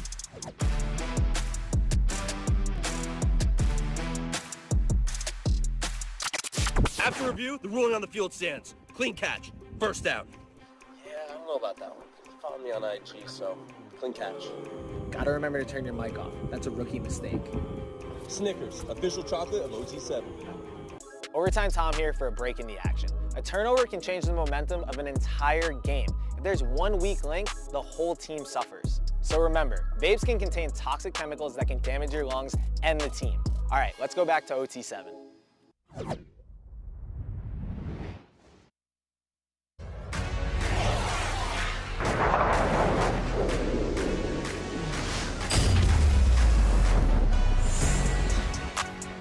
How do you do? Welcome to the quarterfinals of OT7 Season 3, Week 2, live from Dallas, Texas. We have the very best high school players in the country here in the Lone Star State, looking to put their name on the map, rep their team, and compete for an OT7 championship. We have a sick matchup here for you. Level 82, Raw Miami. We have a powerhouse and a powerhouse soon to be coached by two-time Super Bowl champion Torrey Smith. That's Kieran Hickey-Semple. I'm Alex Day. Kieran, welcome to the quarterfinals. I'm so excited to be here. Raw Miami, level 82. We're talking about two of the best teams in the country, two of the best coach teams, in my honest opinion. The best coach team in all of 7-on-7. I'm excited to see what they got. You had to bring the glasses out for the playoffs here, you know, huh? Yesterday I got a little burnt to a crisp, so I had to bring out some glasses. We're taking a look at level 82, though, here first. Coach Torrey Smith, they did have a rougher day in pool play yesterday, but they are here. They are back. It's time to play bracket play, and they are sticking to their guns. I talked to Torrey earlier. He's sticking to Gavin Sidwar. That's going to be his guy in this tournament. He's going to do what he has to do. On the Raw side, they have some wide receivers that will scare any defense. Guys like Cortez Mills, guys like Nashawn Montgomery, who's back after not being here yesterday. Aaron Gregory, these guys are 4-star, 5 stars. Dallas Wilson's Oregon commit, 5-star. Makes it a nice job for Ty Hawkins to have. I would love to throw to wide receivers like this, Kieran. Just huge targets that can go up and catch literally anything and everything. Ty Hawkins has such an easy job, but he makes it look even easier by how efficient he is doing it. You hear the horn. Kieran is ready. I am ready. Ty Hawkins is ready. And here we go. Raw Miami starting out with the ball first. That's complete for a 10-yard gain to Carterius Brown, 3-star wideout. They have so many good wide receivers. Carterius is a big 3-star. I didn't even say his name in the open. Dude, he's so underrated, though, too. We saw last week he had an insane touchdown grab, full extension, falling away, back of the corner in the end zone. Dude, they have so many weapons. The Carterius is the guy that gets forgotten about a lot, but at the end of the day, if you want to line up against him, good luck. Ty Hawkins at QB, the TCU commit, had 76 touchdowns his last 2 seasons. From San Antonio, taking a shot back to Brown. And there's Carterius. What a catch. Oh, they're saying he's out of bounds. We'll have to take another look at it. Oh, I don't know about that one, Dave. I'm not sure about that one. I think he had a foot in it, so maybe the ref is saying he didn't possess it. Let's take another look, Kieran. What do you see? Right here, I mean, hey, that's a catch. That looks like a catch to me, Day. We talk about Carterius' Brown body control, fading, leaning away from the end zone, or away from the field. That's a catch. That foot's down. I think that's possession of the catch. The official is right there. You see him on top of the play. What an unbelievable catch right there. And they're going to say he was out of bounds. Yeah, you right there. Or possibly that ball hit the ground. I don't know. 3rd and 9, needing to get to the other team's 20 for a first down. Hawkins drops back, looks over the middle, taking a shot. Nashawn Montgomery. Not gonna matter. First score of the day for number 3, and he found himself, I don't want to say wide open, but that was a pretty easy catch. Dude, Nashawn Montgomery, he's back. I'm so happy he's back. Oh, hey, sorry. This whole group of wide receivers is so electric. Just throw the ball up there. Let them adjust. Let them make a play. Ty Hawkins puts enough air on the ball right there. Nashawn Montgomery brings it home for 7. He was one of the most impressive wideouts last week, week 1 here in Dallas. He wasn't here yesterday for pool play, but it's just an embarrassment of riches for that Raw Miami offense. Dude, just ridiculous. I think we're in for a shootout here today. Level 82 takes over on offense. Nearly intercepted after the drop there. Level 82 is a team that, Kieran, you and I coming into this weekend thought they could be a trendy pick to make a run. We love what Torrey Smith is building. They're a young team. A lot of these guys have played together, but they kind of struggled yesterday. They picked up the win so far in bracket play, but this is a big test for them against Raw Miami. Yeah, I mean, they've been struggling, and it was all because of what we just saw. Romero Ison with the drop there. They were dropping the ball, and then right here, a deep shot, ill-advised deep shot, beating themselves, level 82, a lot of the times, and that is not the start that they wanted to get off to. Anquan Fagans, a 4-star safety from Alabaster, Alabama, reels that one in. Love how he tracked the ball right there. Yeah, one of the top safeties in the class, and you see right here why you cannot throw up an ill-advised deep shot against a guy this talented. Anquan Fagans easily gets that interception right there for Raw Miami. And they are on a run. They look serious this weekend, Day. The number 3 safety in the class of 2025. And he's a stud, man. He's an absolute stud. Anquan Fagans is just, we saw him last year, ranked as a 5-star on some services and whatnot, and now you see another 5-star that this Raw Miami team has, Dallas Wilson, getting the reception over the middle as well. SFE calls him New Boy, by the way. Just, I don't know why. That's his nickname. They call him New Boy. And let's throw it down to the third member of our broadcast team, Overtime Tom. What's going on, Thomas? Thank you, Day. I am down here on the OT7 bracket that we have on here for on Sunday. And we got a lot of great matchups today, but no one has had a big upset. We're looking at right here, Raw Miami versus Level 82, the 1 versus 8 seed. That team will face Midwest Boom in the semis on NFL Network, which we're excited for, of course. And it looks like we're probably going to get the top 4 seeds getting into the next round. So things are shaking out, but at the end of the day, I want to see the top teams. I want to see the top players, so no surprises here. Again, I have Midwest Boom winning this whole thing this weekend. The winner of this game faces Midwest Boom. You just heard Tom, but on your screen, while that was going on, 5-star Dallas Wilson was streaking across the middle of the field. Midwest Boom to win the whole thing this week. That's crazy. That's I picked a it on real Friday. sleeper. I said it on Friday. That's a real sleeper. Tom, you just love JR, that's why. I do love JR. I love that they were in a really competitive game early, probably the game of the weekend. That was an insane versus game. Grand Elite, and I just think they're on a mission here. And I'm not going for favorites, you know. Midwest Boom had a double OT win against Grand Elite. Came up with the interception to seal the game. Just a crazy game to kick off our Sunday. I was honestly bummed I wasn't on that call. That was insane. I mean, DeCorian Moore and Booby Feaster scored 1,000 touchdowns in that game and still came up short. And I said it earlier in the week, if there was going to be a weakness for Grand Elite, it was going to be that defense. You saw them come up a little bit short there. I will say this, though. The defenses have stepped up this weekend. Yep. And I think level 82 right here, they need to get a stop here. Keep your eye on Nashawn Montgomery, number 3 in the slot. Hawkins rolls to his right. Intercepted! Angelo Ross with his second straight big play on defense, and level 82 has life. Yep, and just right there, what I said, they needed to get a stop. Defensive plays, making these defensive plays is how you win these games here in 7-on-7. And right there, Ty Hawkins, I honestly think he probably just could have eaten that one on the second down. He tried to force the ball inside, ends up getting knocked up, intercepted by level 82, and they do such a great job.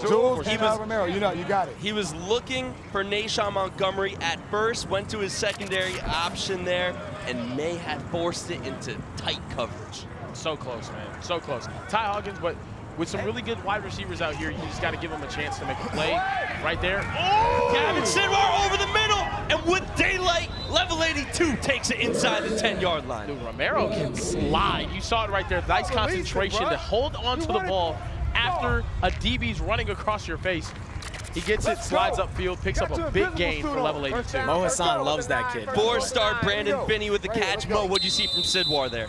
Man, he is a baller, and the ability to respond after that coverage interception, throws it into double coverage in the first drive, right? Responds right here. They're about to score on Raw Miami. How impressive is that? The confidence to be able to do that. And right there, that's a touchdown. Vernon Allen, look my one hand. Oh my goodness, Vernon Allen. They make these over-the-shoulder catches look so easy. Late hands right there, puts his right hand out, and mama, there goes that man. What a catch from Vernon Allen, and level 82 has punched back. They're right back in this game. There's a reason Notre Dame, Michigan, Penn State, UNC, all these schools are after number 17, Vernon Allen, with a great catch. Great throw by young Gavin Sidwar there. Torrey Smith is riding with his guy, number 7. Back to work for Ty Hawkins, taking the shot deep. Nashawn's wide open. Montgomery. You gotta be kidding me. Dancing, prancing, in for 7. You gotta be kidding me. I mean, they had 2 guys wide open downfield right there, but Nashawn Montgomery runs right through the middle of their defense. Deep shot, beautiful ball from Ty Hawkins. And Raw Miami, as soon as they lose the momentum, they get it right back. Easy touchdown. Not anyone else even in the frame, eh? Goodness gracious. I'm not gonna lie, that felt like a schematic breakdown there. That doesn't fall on just one guy. No. Tough to cover these raw receivers, but that was a full-on breakdown there by the defense. When you got 4 Maseratis in the garage, you know how stressed you gotta be trying to take care of all of them? It's tough. No, I do not know. It's tough. You know me, big money, it's tough. Tom knows. Dude, I don't know what you're doing, bud. That's back to Vernon Allen with the catch. Tom, you're familiar, right? I don't know what you're doing. Guys, I'm too busy trying to talk to Nashawn Montgomery. I didn't even hear you. What do I know? Don't worry about it. Don't worry about it, sweetheart. What does Nashawn have to say down there, man? And I am down here with Nashawn Montgomery. You got a question for me? What's the question? What's the record? 4 touchdowns, right? In one game? Yes. Wind that switch. I believe, I don't think anyone's ever hit 5. I need We got an a X couple. We next had 4 play. yesterday by Vernell Hey, Brown on I SFE. I need an X next play. All right, so take me through that touchdown just there. It's kind of easy, to be honest. Yeah, it's a little easy. Just glad to come back and help my team win. Yeah, so you were not here yesterday. The team went 3-0, but now you're out here trying to get a championship? Yes, sir. And you and Ty Hawkins, talk to me about that connection a little bit. Great quarterback. I always gonna make him look better. So every time he throws, I'm gonna catch it. All right, how many touchdowns today? If I get 4 this game, probably like 8 or 9. Third down. Here we go. Hey, I want this one right here. Nayshawn Montgomery, guys. Back to you guys. Y and X. Here we go. Y and X. I was going to say, dude just took the day off yesterday and then came back, and it's already 2 touchdowns in right now. He's like, I'll just score 4. Yeah, exactly. Not a big deal. 14-7 Raw as we near the midway point. Big 3rd and 3 here for level 82. Sidwar pumps, throws over the middle, has his man open. Julian McFadden, tie ball game. What a find, man. Great oh dance, my goodness. Great. I mean, hey, he makes the defender miss, rolls to his left, throws the ball across his body, hits a wide open guy in the end zone. What a play extension right there from Gavin Sidwar. Look, right here across the body, the sidearm action. Goodness gracious, Mo Hassan wishes he could do that stuff right there, man. It's an incredible throw. Can I say that's Patrick Mahomes-esque right there, guys? No, 100%. Throwing across your body. Hey, some would say a little Mahomey. Come on now, come on. Gavin Sidwar is typically known as a pocket passer, improvising outside the pocket there. Take another shot deep, looking for Brown. Oh my goodness. Nearly intercepted with a chance to go to the semifinals on the line. This game has really opened up. No, it's getting intense right now too. What we said was yesterday, you saw 1 and 2 performance out of level 82 in pool play. That's not who they are. If they do not beat themselves, they can play with anyone in the country. This team is so poised, so disciplined, and they also make turnovers happen on the defensive side of the ball. So is Raw Miami, though. Raw Miami, one of the most talented teams, and they show up and they get to semifinals every single time. That's complete short gain. It's moved. If he fake like he tagged him, he get his ass out. 3rd and 12, 3rd and 12, 3rd So and 12. when we saw in that deep shot there to Brown, that pass was broken up by number 11, Zymir Smith. 4-star Alabama commit. He plays both ways. The number 9 athlete in the class of 2025 from Ridgely, Maryland. This guy does everything. Wide receiver, DB, running back. Had 12 touchdowns, 3 picks last year. Now he's playing safety. You see him on the right side playing that free safety position. Hawkins going the other way. That's incomplete. Little breakdown there. Just, I don't know which guy thought they were getting the ball. Very big 4th down right here. Middle of the game. Momentum shifting play right here with a chance to play against Midwest Boom on NFL Network in our semifinals later today. Kieran, are you thinking about flipping the field here on 4th and 12? No. No, this is Raw Miami. I'm not either, but just had to throw it out into the universe. I have Cortez Mills on my team. I have Aaron Gregory on my team. I have Carterius Brown on my team, and I have Dallas Wilson on my team. You didn't even say Nayshawn Montgomery. And I have Nayshawn Montgomery on my team. And I have Ty Hawkins on my team. And I have Coach Schuler calling the plays. Mills, number 1 in the slot to the left. Keep your eye on number 1. Hawkins looking over the middle, floating it up. Oh, my God! Into the hands. Oh, my goodness. Into the hands of 5-star Aaron Gregory, but first it went through the hands. Ross. But first it went through the hands of Angelo Ross, who had the interception earlier for level 82. Dude, that was right in his chest. Right in his chest. That can't happen. Oh my goodness. And the fact that even if you don't catch the pick, don't let someone else catch. Like, catching the ball off of his chest is incredible. Aaron Gregory, 5 stars from Douglasville, Georgia. Hawkins back to work. Looking over the middle. Dangerous, but good for 7 touchdown. Raw Miami. Wow. Dude, this always seems to happen in a Raw Miami game. Every time that it's close, every time that the competition's whatever it is, they find a way to either get the ball back late with a chance to win or somehow make it happen on a 4th down whenever they gotta have it. It's ridiculous. Every game for Raw Miami's close. What's going on, man? Every single game is a nail-biter. Right now it's level 82 taking over on offense with 6.5 minutes remaining. Reminder, the winner of this game plays against Midwest Boom on NFL Network at 4 o'clock Eastern. Gavin Sidwar taking a shot, nearly reeled in by Julian McFadden. The stakes are high right now, Kieran. You got to throw the ball earlier, too. Do your job. Man, Torrey's getting on him out there, man.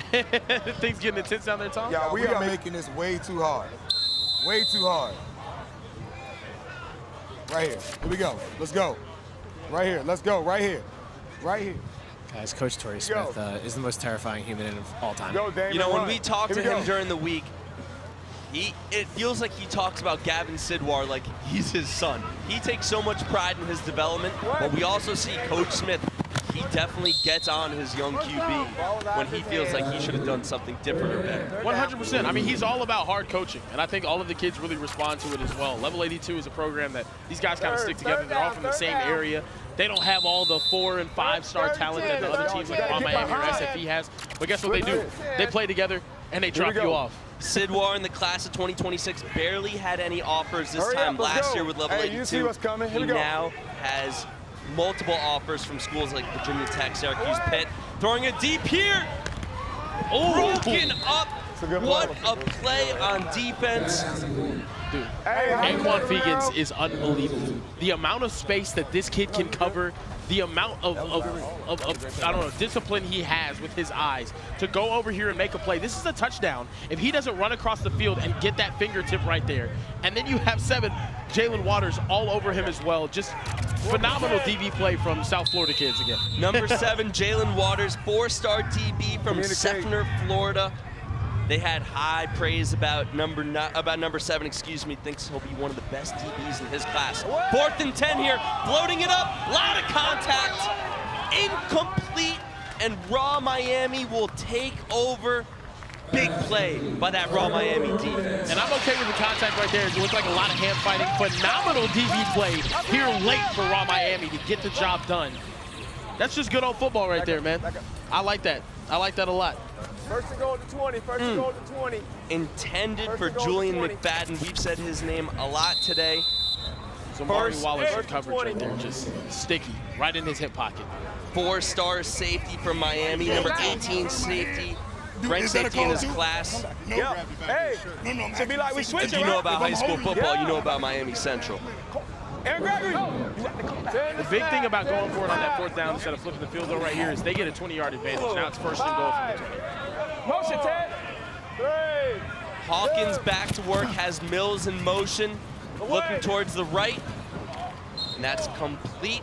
Aaron Gregory. Aaron Gregory, 2 straight drives with 2 big catches on that right sideline, Kieran. Dude, watching a Raw Miami game is like playing a game of bingo. There's just going to be another wide receiver that's a superstar that you just, is he going to catch this touchdown or is he going to catch this touchdown? It's ridiculous. Just a reminder, we have one more game coming up before this. An unbelievable matchup between Trillion Boys and SFE here on YouTube. We'll flip over to NFL Network later, but we have one more game on YouTube. Trillion Boys, SFE. You're not going to want to miss that one. Oh my goodness!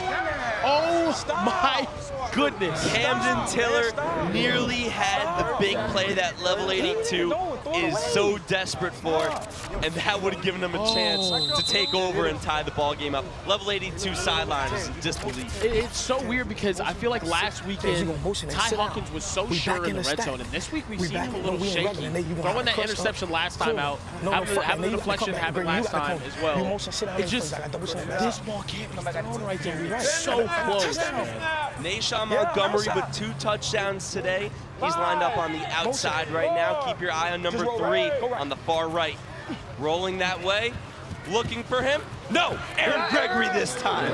Raw Miami up 2 touchdowns with under 2 minutes remaining. What a play right here. Ty Hawkins rolls out. Aaron Gregory wins on his route. Ends up open at the back of the end zone. It's just too easy for Raw Miami right now. Too much talent.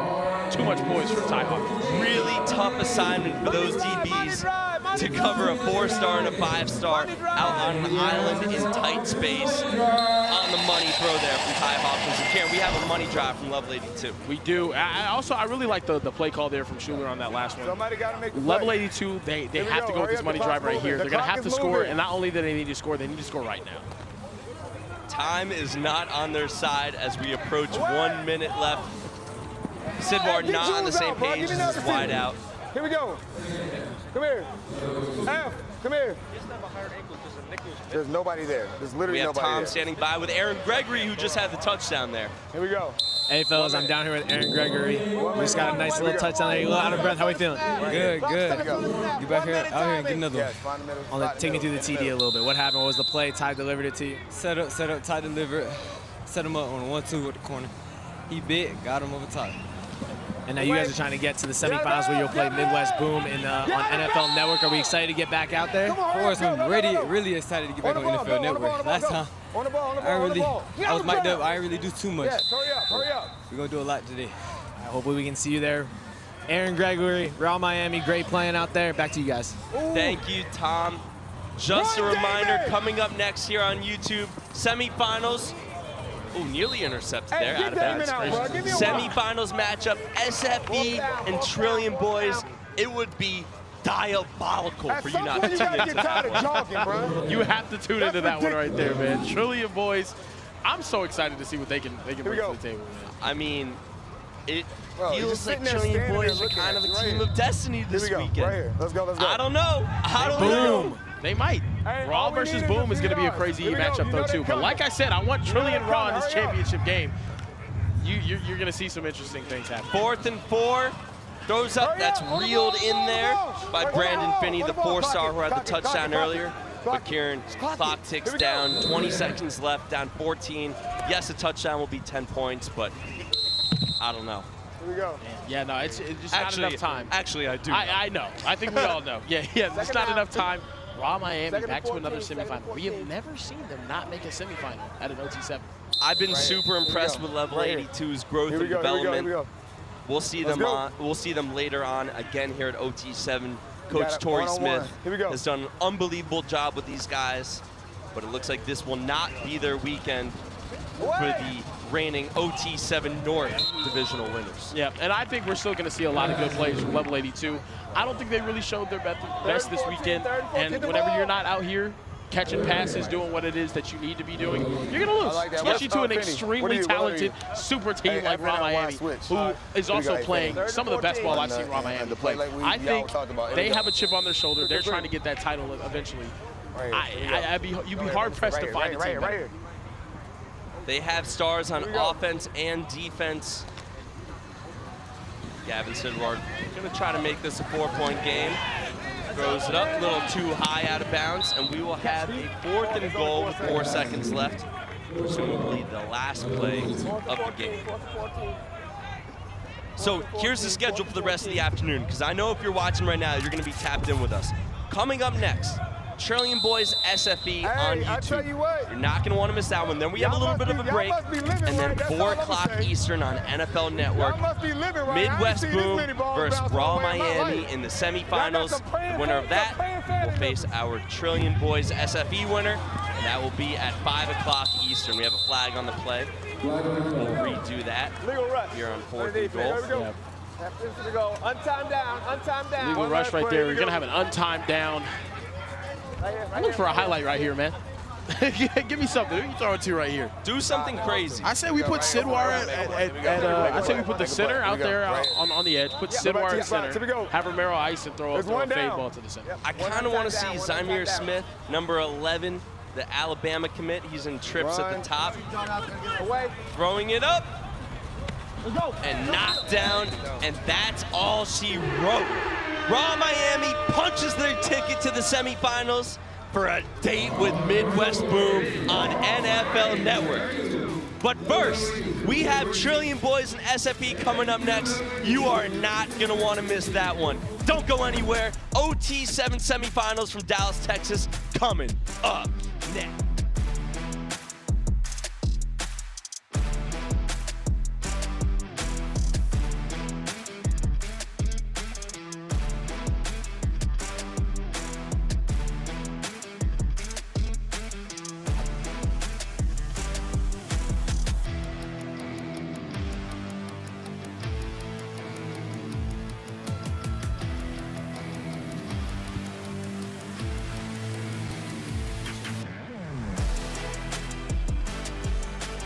And welcome back to more OT7. We just had an amazing matchup between Raw Miami and Level 82. I mean, Mo, that game had all the stars, all the big plays, and it could have went either way, but mistakes was made. Yeah, I mean, people are saying Raw is the team of destiny because they just find a way to win these close games. It wasn't even Ty Hawkins' best performance, and they find a way to win against a very good Level 82 team, which a lot of people are also saying is the best coach team out here. So it's an impressive win, and they move on. Absolutely, and let's take a look at the bracket to see some of them other matchups that we have later on today. As you guys can see, we got Trillion Boys against SFE, and that means we also have Raw going up against the Midwest Boom. So we got a lot of good games for you guys, and I'm excited to see who's going to be able to take some of these W's, Mo. Yeah, man, we got, what was it, SFE Trillion right now? Yeah, so look, Trillion, I want to see how Ryan Rakowski bounces back, man. He struggled a little bit early on. He's a young guy, and he's been balling right now, so I'm excited. We got SFE against Raw right now. See you guys later for more OT7 football.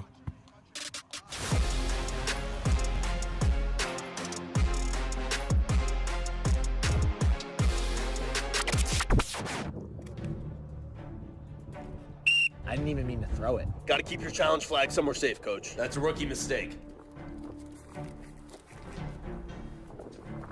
Snickers, official chocolate of OT7. Overtime Tom here for a break in the action. A turnover can change the momentum of an entire game. If there's one weak link, the whole team suffers. So remember, vapes can contain toxic chemicals that can damage your lungs and the team. All right, let's go back to OT7.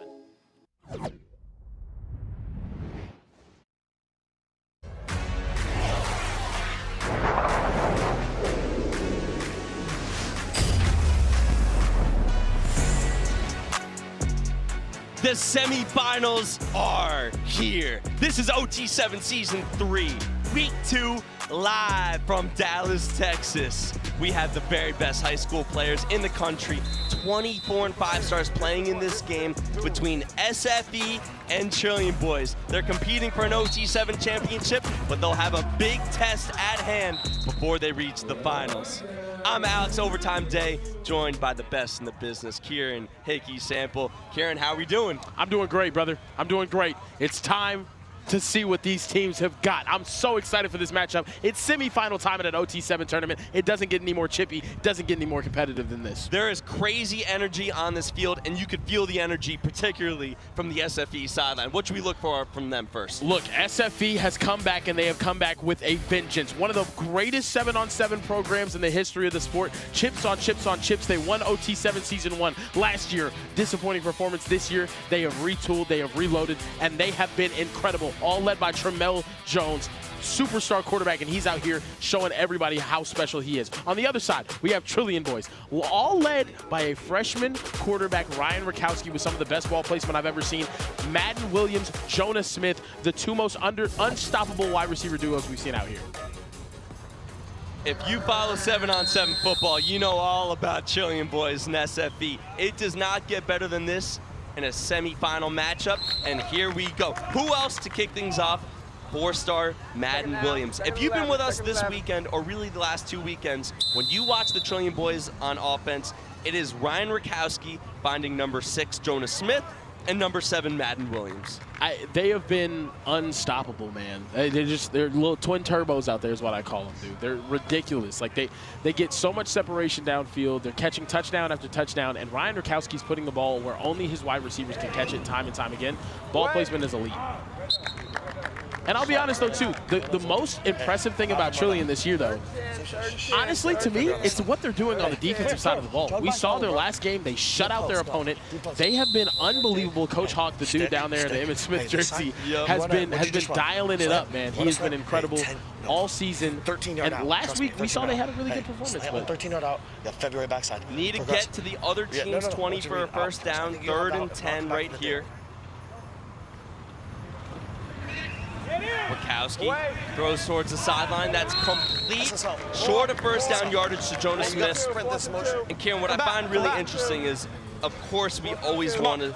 Of course, they're always looking for Smith and Williams, but they line them up in the slot nearly every single play, and that makes it tough to get the mismatches they're looking for. Dude, they create so many mismatches every time they're out there, but they're also incredible route runners and burners downfield. They've scored touchdowns in short areas. They've scored touchdowns with head tops. They scored touchdowns with deep shots.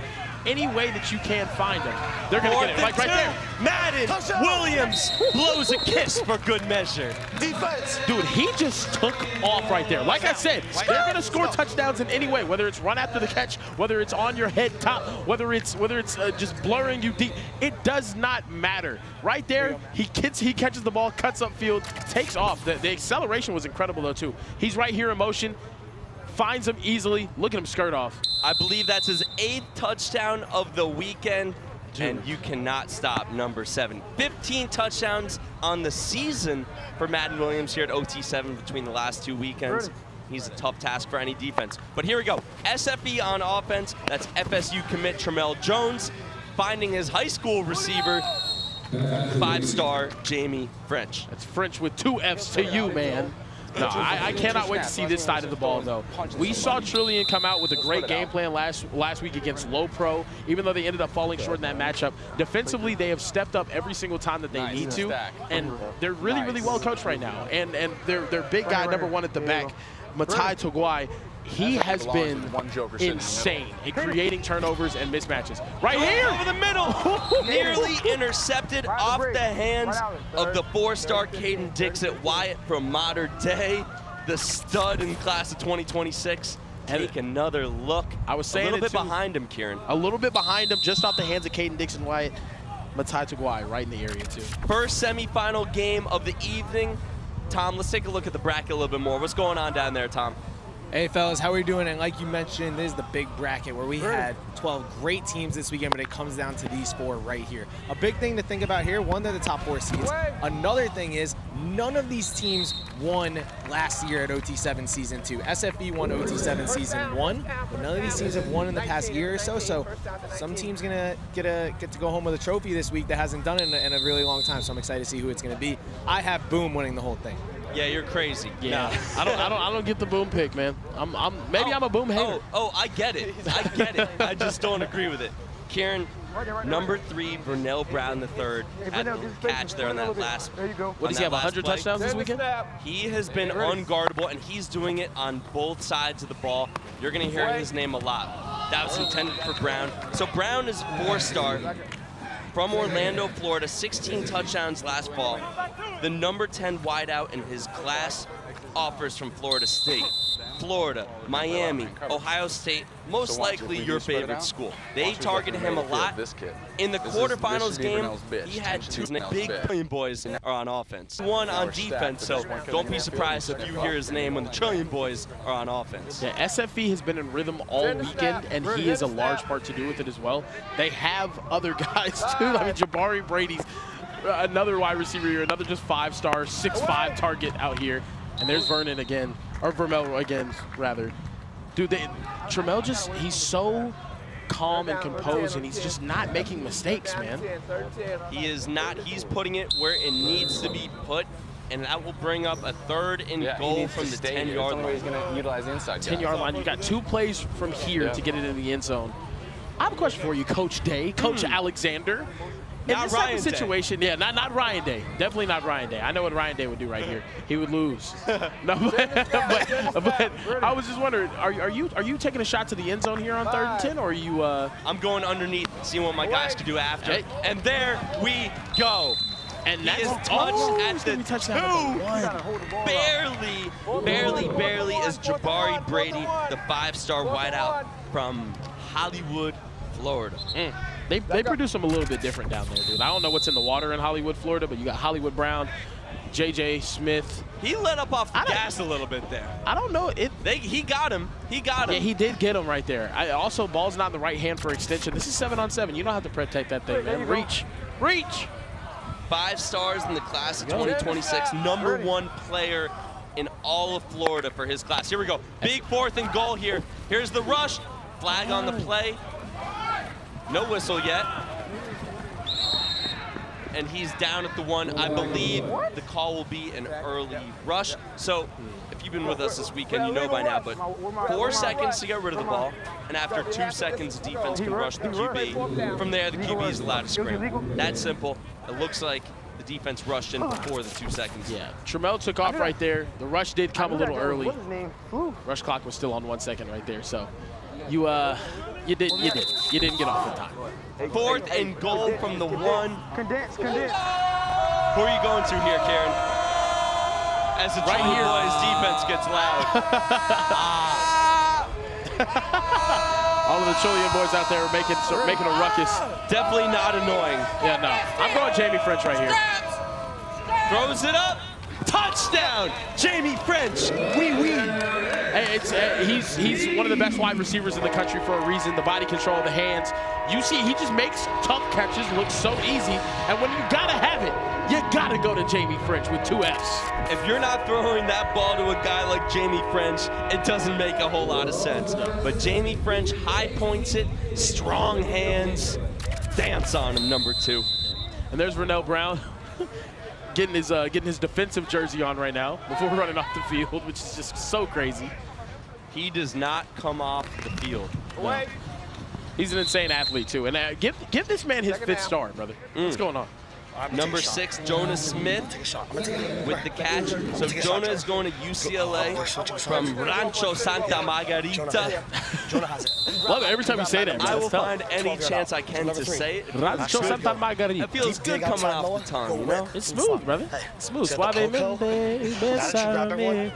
Que quiero sentir tus labios. You don't know about all that. Kieran. We're down here. We're down here. I don't know. Let's see what Rakowski has right here.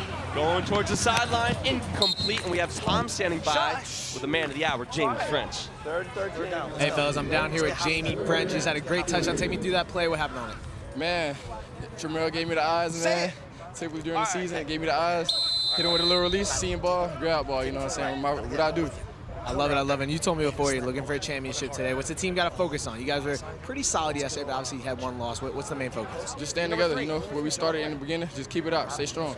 And the number 2 here, I see you got tatted. What's 2 for?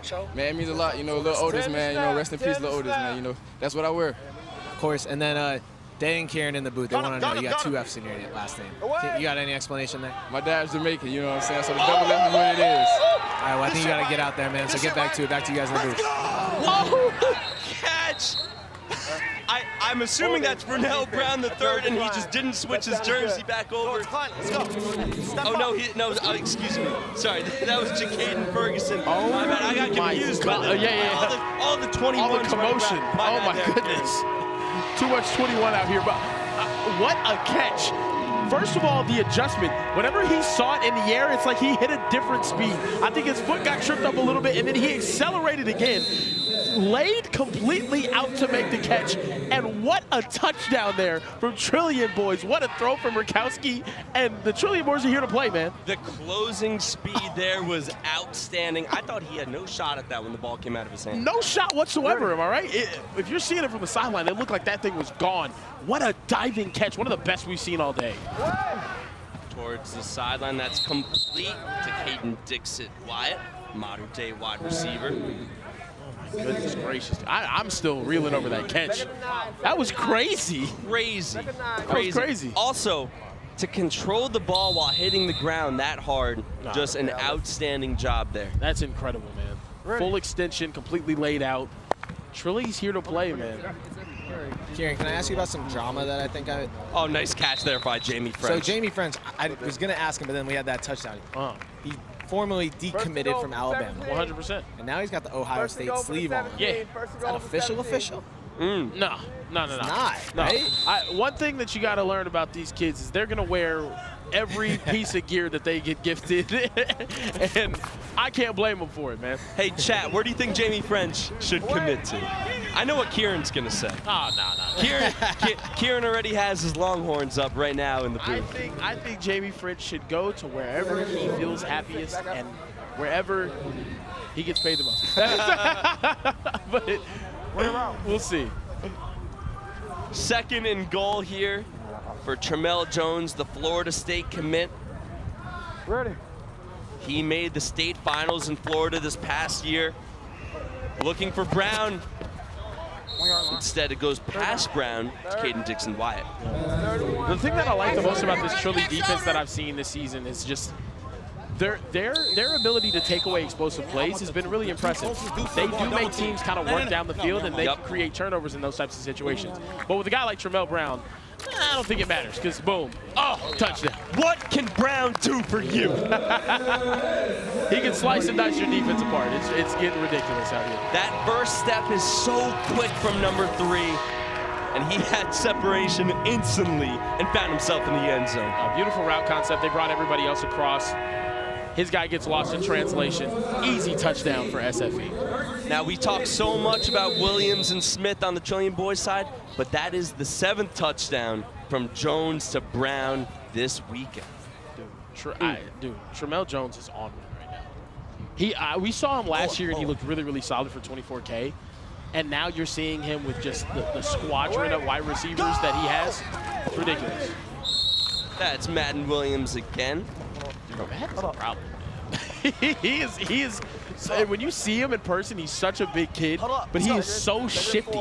His ability to start and stop with his body like that is incredible. Go high corner, stutter slant for you. High corner, stutter slant. Backside, go. Was Audi open? Go Audi again. Go Audi again. Go Audi again. Okay, go Audi again. Just read it out.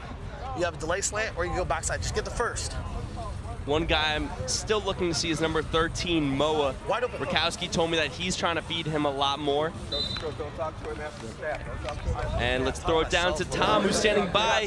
Tramel Jones, who's been on the money today. Hey, man, I'm with Tramel Jones, the quarterback for SFE. Is it easy out there? It's been kind of light the last 2 days. I was just trying to be consistent. We ran the same play the whole time last time. Getting into different guys, different situations, looking at the defense. So trying to be consistent, just kind of keep steady, building blocks. So. And I've been seeing you got a lot of 4 stars, 5 stars, a lot of top receivers. Are they on you to get them the ball? They understand you have to spread it around? They're not selfish.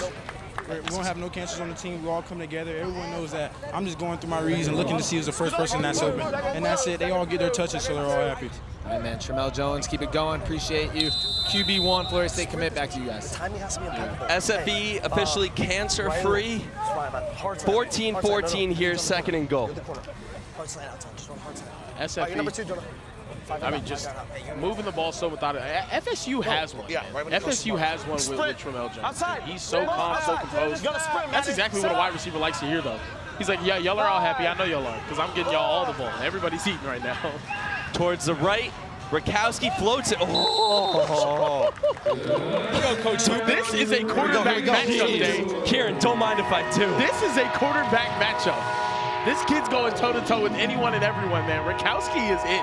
I don't know where Stupin found him, but goodness gracious, he is picking these defenses apart, makes it look so easy. And like I said, I say this all the time, his ability to just put the ball where no one else can get it but his wide receiver is so incredible to me. Mo, why couldn't you do that when you were playing?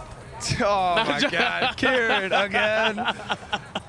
No, in all seriousness, these might be the 2 best quarterbacks here this weekend. Ryan is so good with his ball placement. It's unbelievable. And next time you see him on a drive, focus on his eyes. Because sometimes guys will get locked on one guy. He's going full read, left to right, right to left, very often. Very impressive for a young guy. Yeah. No, the ability to play quarterback at a high level is the hardest thing to do in sports. I'll stand on that. And I mean, both of these guys are just making the position look so easy. It also helps when you have just Matt Williams and Jonah Smiths and Jamie Frenches and Vernell Browns. Look, we see a lot of teams with a lot of great wide receivers, but that does not mean they're good offenses. It takes a good QB to distribute it. 2nd and 7. Jones pointing, throwing, complete. Dixon, Wyatt, touchdown. Too easy, way too easy. Every single time they need an answer, they get it. This is a shootout. This is looking like a shootout. I was saying this one. I was saying level 82, and Rob Miami might have been a shootout. I'm thinking this one's going to be. SFE defense was off the field for about 5 seconds there. They're back on right here as Trillium boys take over. we have a tie ball game with under 9 minutes left, Kieran. And if you were wondering why SFE had that #1 rating, you're watching them have the same level of offensive efficiency against a similar opponent as Low Pro did last week. That's back to Jonas Smith. The winner of this game punches their ticket to the finals. That game will be at 5 o'clock Eastern on NFL Network. But first, we have the other semifinals matchup at 4 o'clock Eastern on NFL Network.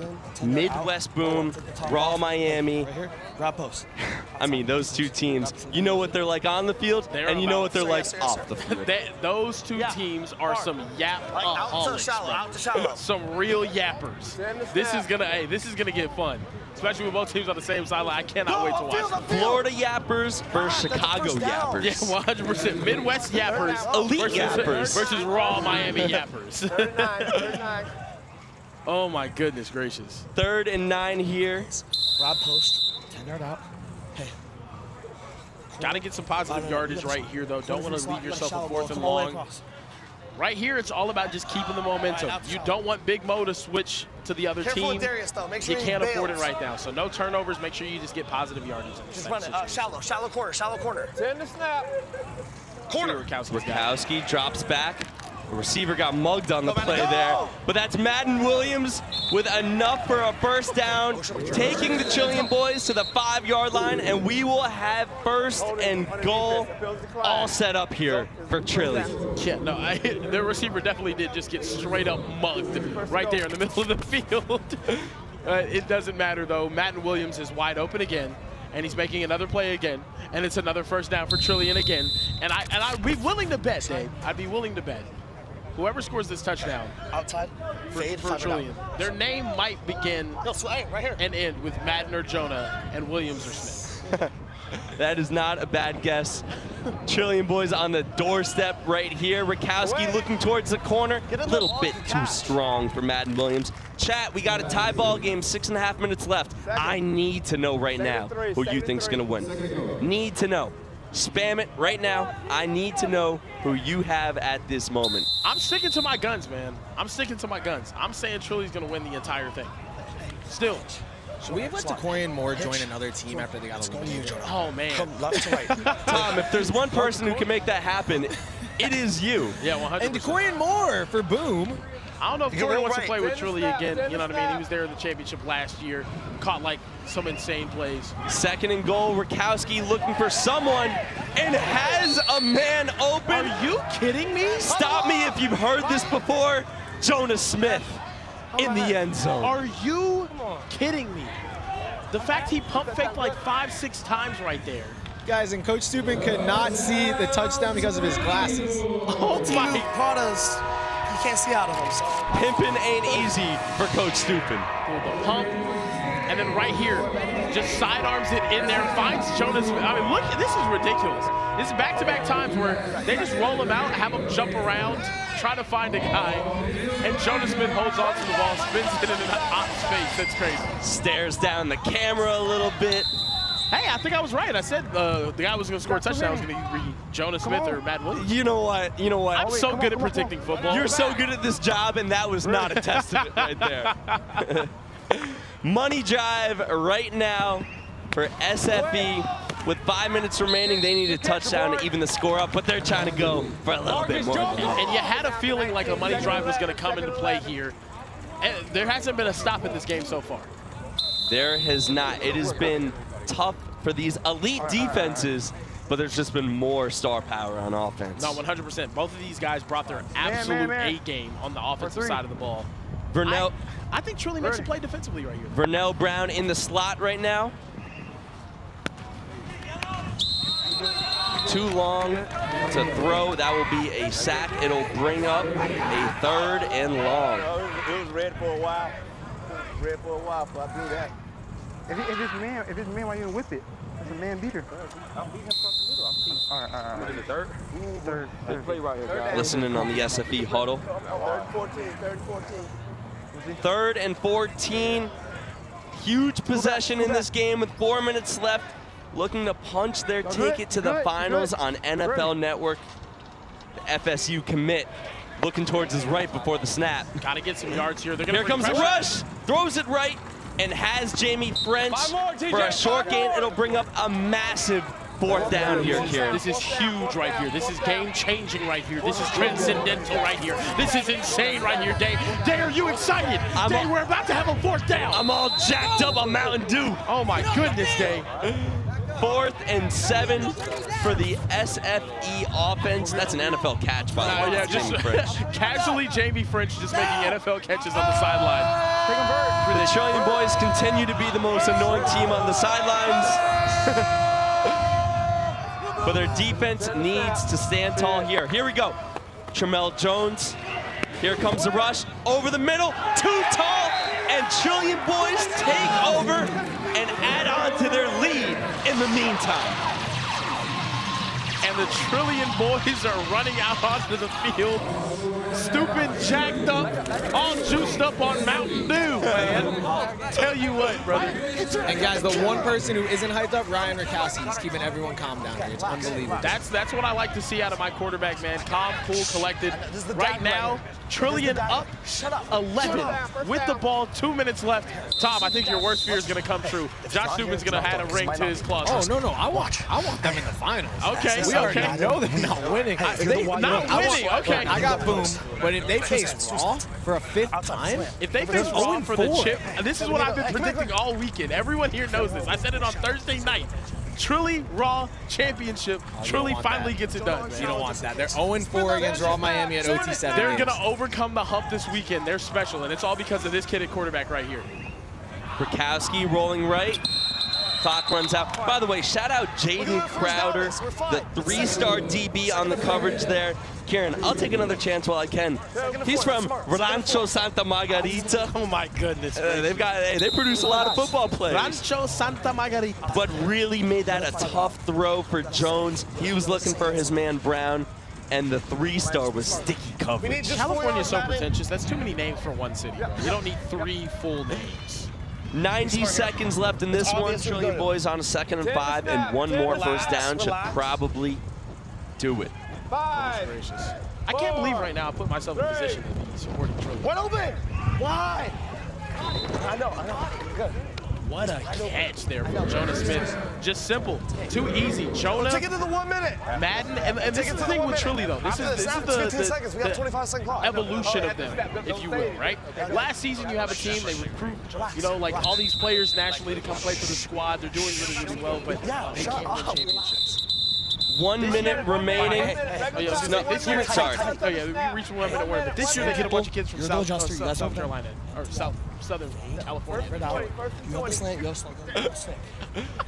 Ryan, who are you looking for here? I'm not looking for anyone. I'm just trying to get the ball down and drain the clock out. Trying to kill some clock here, Ryan. You need to complete a pass over the line of scrimmage with the lead to keep the clock running. Oh! Nearly intercepted off the hands of Moa, but you know what? SFE's already used their money drive, even if they had the pick there. It might be tough. Kieran, I just need to remind you and the people at home. 4 o'clock Eastern is our next semifinals game on NFL Network. Midwest Boom will be facing off against Raw Miami. You will not want to miss that. The winner looks like they will face the Trillion Boys at 5 o'clock Eastern on NFL Network and streaming on NFL Plus. Hey, one more play. Raw versus Boom is going to be. One more play. One more play. I mean, just a movie. A movie. Go run the play. I cannot wait. Tom is about to have a smile plastered on his face for the next 2 hours. It's going to be crazy. Matt has inverted whip, just in case you need Oh, there's nothing better than this, man. OT7's going up, brother. Tom, as the master instigator that he is, will be really stirring it up between the coaches of Midwest Boom. Yeah, I like that. Oh my God, JR is going to have a field day. Throws it up.